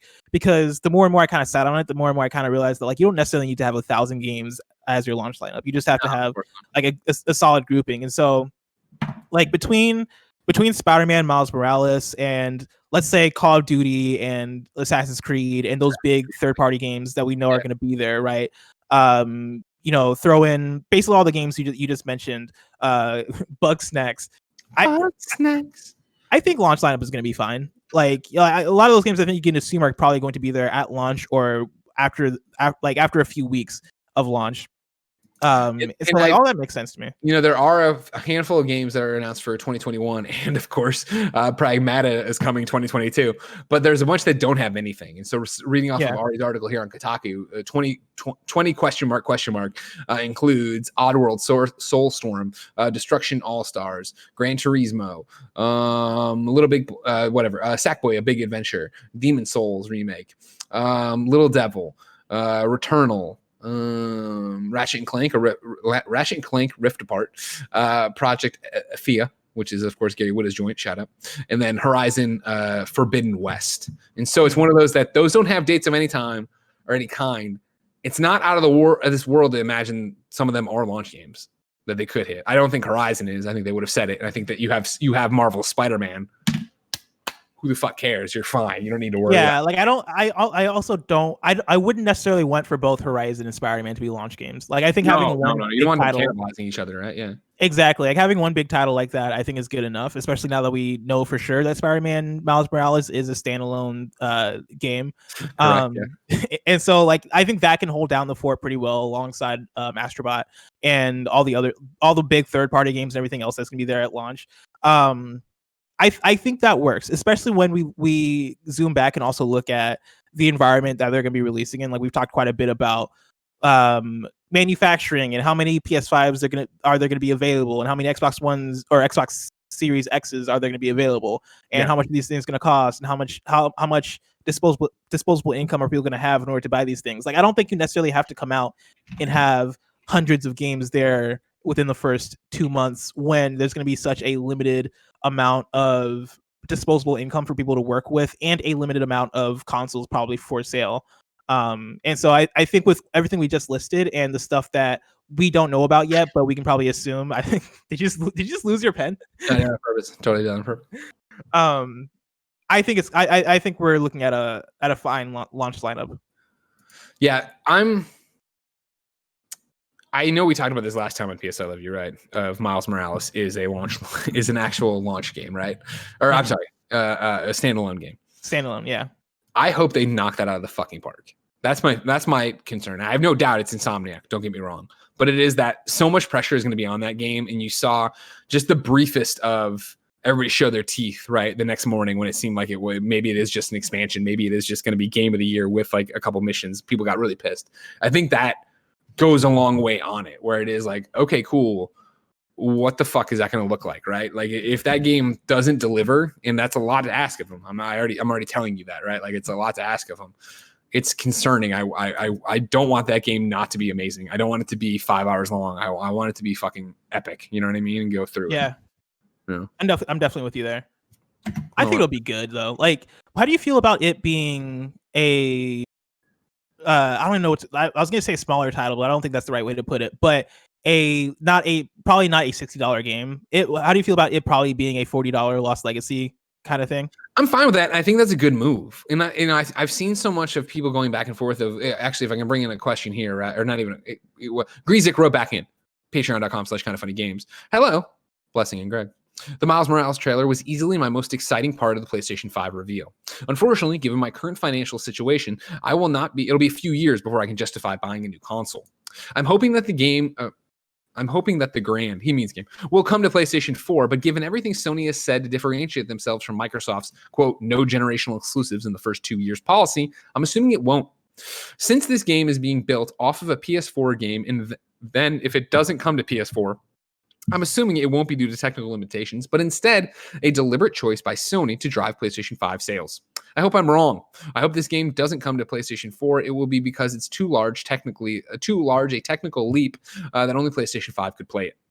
Do you think Spider-Man Miles Morales will get a release on PS4? If it doesn't, do you think it'll be because it can't run on PS4, or will it because Sony is using the game to drive PS5 sales? This is another one of the things I'm talking about with this game, that you have to come out and prove that like this is why this exists on PlayStation 5 and not that there's anything wrong with this. Don't get me wrong. I think it's well within PlayStation's rights, and as a video, be like, hey, the most popular game on PlayStation, we want a middle sequel, a 1.5 that we can put on the new console. Great, but if it is something we all look at and we're like, all right, sure, it loads faster, but it doesn't look that much better. It isn't taking advantage of ray tracing. It isn't doing all these different things. Why isn't this there? You get into this argument that really does point out the flaws in PS4 versus PlayStation 5 talking against Xbox's smart delivery, which just got a big old blog post today, making it so simple of buy it, you have it, you're done. That's it. Now you have it on all the platforms it could possibly be on. That's another easy weak point that I don't want Insomniac to walk into. Yeah, they're in an interesting place with that. I'm trying to find. I feel like I saw somewhere them talking about the ways in which Spider-Man Miles Morales is going to be technically more improved than the previous one, because I feel like I remember reading like, oh yeah, it's going to have I forget the things I saw, but I feel like I saw them talking about the technical improvements. But yeah, if it comes out and it is like this obviously just looks like Spider-Man 2018, then they're in a curious place. And for it, I don't know, part of me thinks that maybe it should be a $60 title. Like if it is going to come out and be advertised as, hey, yeah, this is the first big exclusive for the PlayStation 5, and it's taking advantage of the power of the PS5 through like better load screens or ray tracing or particle effects with Miles's powers. Maybe he has like a particle power, who knows. Like in that case, I feel like you might be able to make the case that, hey, this is a $60 game because it is improved in those ways. But I don't know, they're in an interesting place, dude. They're in a rock and a hard place, because I think on one hand, hey, you just bought this brand new console that let's just say is $500, right? So yeah, you're getting a break on this game that we've admitted and talked and promoted as Lost Legacy size. Lost Legacy was $40 at release, right? So this is $40 at release. Awesome. You do worry that, yeah, if you do that and say that, are people picking it up and going, oh, it's not even a real Spider-Man game. It's not even the real game.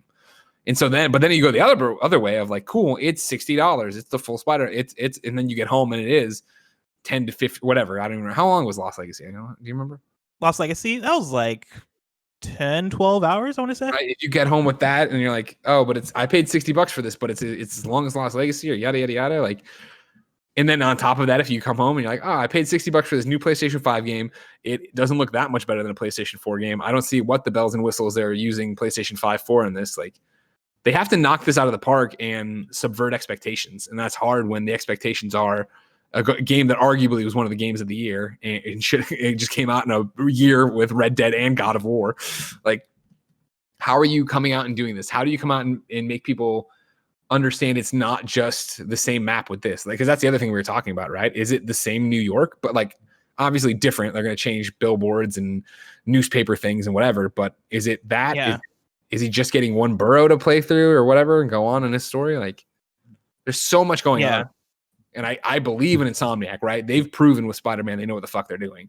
So I doubt Brian Intihar is going to shit the bed on this one. But they're on a tightrope in a lot of ways, in on a grander stage, because it is this PlayStation 5 thing. And again, it is an argument of what PlayStation's doing versus Xbox, right? Where this wouldn't even be an argument if it was coming to PlayStation 4 as well. But if it's definitely going to be only on PlayStation 5, awesome. Why? You have to prove that. You have to make me understand that, because there are a lot of people that are going to be in the exact same boat as Grezik here, who are like, cool, I supported Spider-Man, I love Spider-Man, I can't afford a PS5, and now I see the game and read the reviews, and they're basically saying that this is Spider-Man 4's map with new stuff in it. Like, why can't I have that?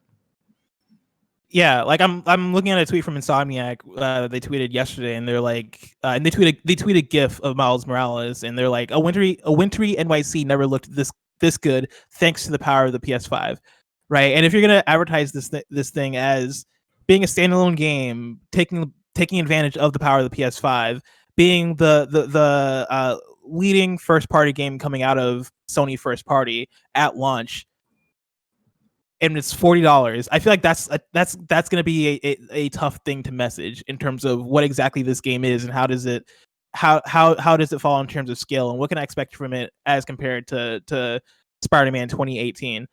This is an interesting thing that I hadn't actually like sat and really thought about, but yeah, there are some good points being made here.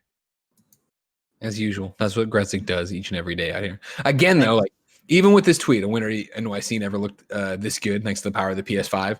Remember, this is Insomniac, who had to live through insufferable internet commenters yelling about their puddle technology. So like, they are measured and know what they're doing and know what they have. And again, like you can't blind trust anybody anymore, especially Brian Intihar, who's ready to screw you over. You know what I mean? He saw Cory Barlog screw everybody over. He's ready to screw everybody over too. But I do trust them that they know what they're doing. They know what they're saying. And I can't fucking wait to play it. So when I was Googling around for another article, I found this that I thought was interesting.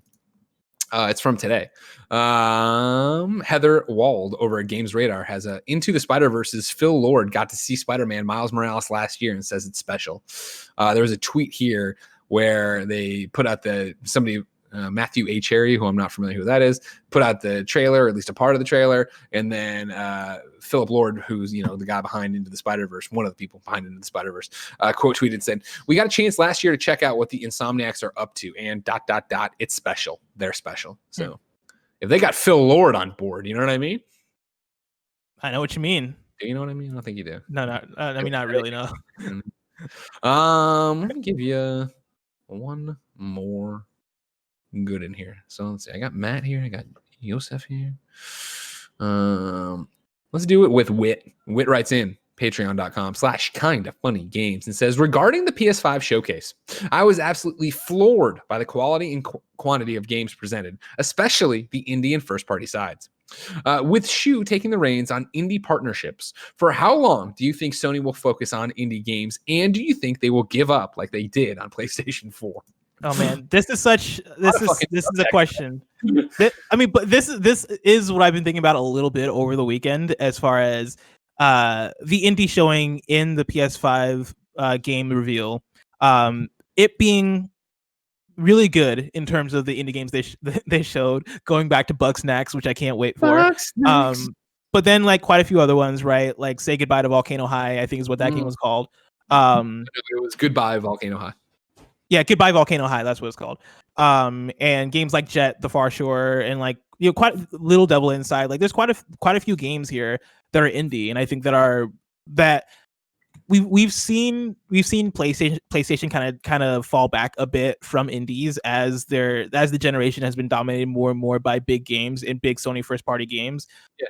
In a way, I am not surprised to see indies make the return for PlayStation, since we're gearing up towards a new console. Because when it comes to new consoles and new platforms, the thing that you want to establish early on is library, and you can't do that off of first party alone. And so it doesn't surprise me to see indies kind of make their way back into the forefront of Sony promotion. I do hope that with Shuhei taking the reins on indie partnerships, I do hope that means that this continues consistently and that we see this more and more. Because again, like looking back at that PlayStation 5 reveal event, there are so many good games there that I would not have known of otherwise that I am now excited for. Bugsnax. And if they lean back as we go forward into the generation and kind of continue that cycle of, hey, we're all about indies now. All right, cool. We're not about indies anymore because God of War 2 is about to come out and it's about to smash.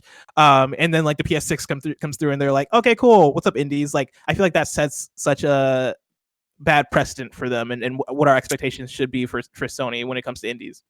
It's a weird thing of what does give up mean? You know what I mean? It's not like indies stopped coming to PlayStation 4. It was that PlayStation 4 stopped talking in the same way they were talking anymore. They weren't doing the E3 press conference. They weren't doing the PSX where they were letting these indies shine and get out there before. And granted, yeah, like I've talked about it I've talked about it a lot of how PlayStation 4's event, yes, has so many indies in it. And then as PlayStation gets rolling and becomes this juggernaut, they stop talking about them as much and really double down on AAA. But it's also the fact that they still had those games coming to PlayStation 4. Those games were still doing well on PlayStation 4. It's just that Xbox with Game Pass started gobbling things up. Switch with its indies events started gobbling things up and really getting behind them to promote them a different way. Whereas PlayStation, it's not that they weren't welcoming, but yeah, were they there? And so, yeah, I think, the fact that they brought Greg Rice on, they moved Shuhei over to this indie initiative. It does prove that they are in it for the long haul in quotes, but what that looks like in a 2020 PlayStation, I don't know. Or a 2021 PlayStation, I don't know. If it's still state of plays, that's great, but it's still the same arguments then of you're using your tentpole AAA exclusive, first-party PlayStation Studio stuff to then surround this indie stuff. Because so many people when indies come up roll their eyes and get sick of indies. And I'm like, what the fuck are you talking about? Like, indies are doing some of the most interesting, cool shit. It's so weird to like, if you're subscribed to the PlayStation channel on YouTube, you see them upload trailers all the time. And a lot of those trailers are indie trailers because they're uploading basically everything.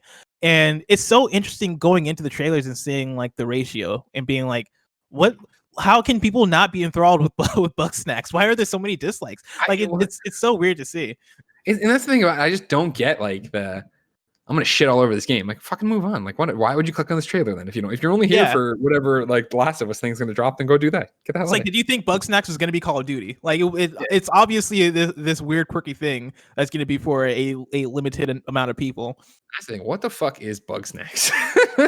Oh man, I'm very excited for. I'm listening to this song. I'm just eating strawberries and they're turning into my hands, huh? What do you think the gameplay loop is gonna be like? Eating bugs? I don't know. You're eating the Bugsnax, and then I guess like, is there going to be holes that only hot dog hands can fit in? And I got to do that. Like, I digress.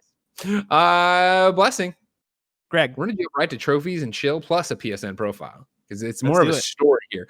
For the record, everybody, just to bring you up to speed, of course, we still are doing 104 PSN games ranked, but because this segment show is getting so successful, Sid Schumann at the PlayStation blog destroyed the drop. The drop doesn't exist anymore. Now it's just a list of games. So first off, one of the weeks there wasn't a list. Then they had the new list of games thing that we need to pick from. We haven't yet. And then this week, also no list because of the PlayStation 5 event. So we're going to have a lot of homework to get back to when we actually get back to this blast, but I think we're up to the challenge of just playing random games to fill out the list.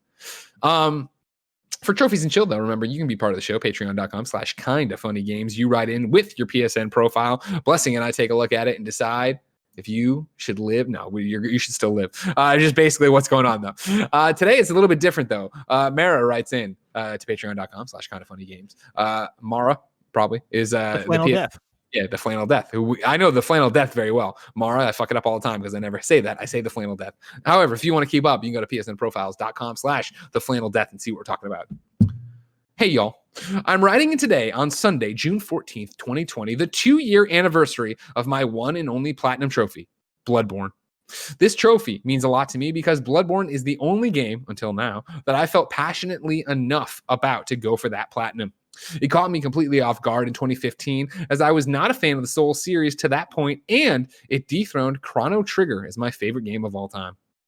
Now, today on the 2-year anniversary of that platinum, if all goes according to plan, I will be getting the platinum trophy in Horizon Zero Dawn to celebrate the announcement of Horizon Forbidden West. Horizon Zero Dawn is another one of my favorite games of the generation, and I've been sitting on one trophy for years. Hope this wasn't too rambly. Thanks for everything you guys do. And what are some of your most important trophies? Ladies and gentlemen, I am happy and proud to tell you that looking at the flannel death on psnprofiles.com, I can confirm that Mara got the platinum trophy in Horizon Zero Dawn. Wow. That's 2 platinums. Amazing. Right there. Good job.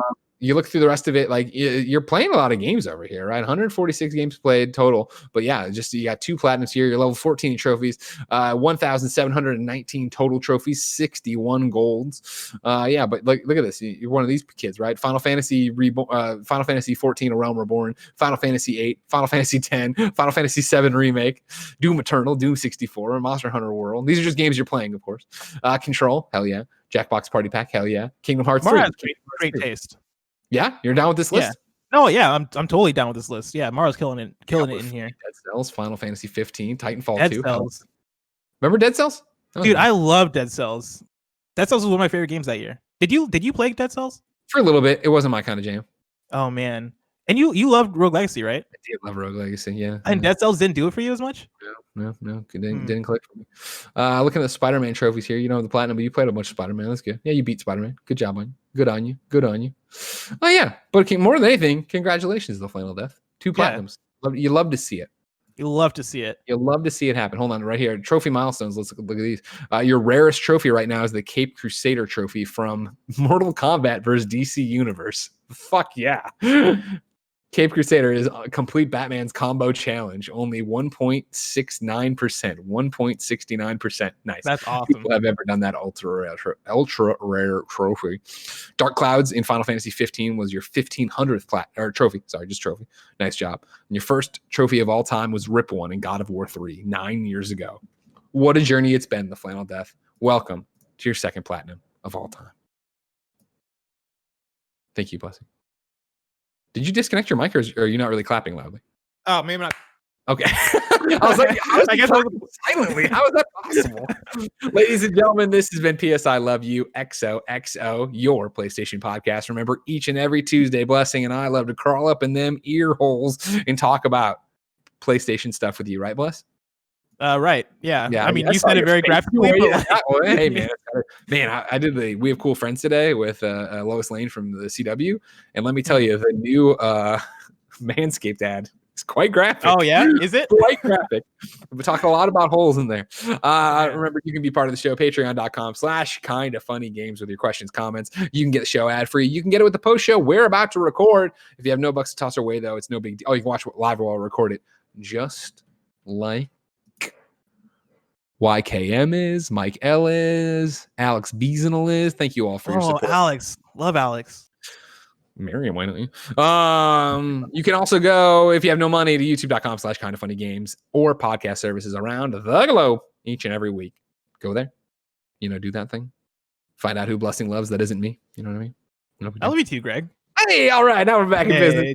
We got not as much as Alex. Fucking goddamn it. I'm joking. You gonna play Predator with us tonight? Me and Nick? Some Predator? Come on. I think I might be Predatored out. I didn't want to mention it. I didn't want to say it, but like, here's I don't the know, thing. man. You can't be Predatored out because they just increased the level cap to 150. So there's more to do now. Did they add more aside from the level cap? Yeah. Oh yeah. Oh, I might jump in then. I might. Here we go. We're back, baby. Yeah, we got a post show to do. But until next time, no. Bug snacks. Bug snacks. God, what a jam,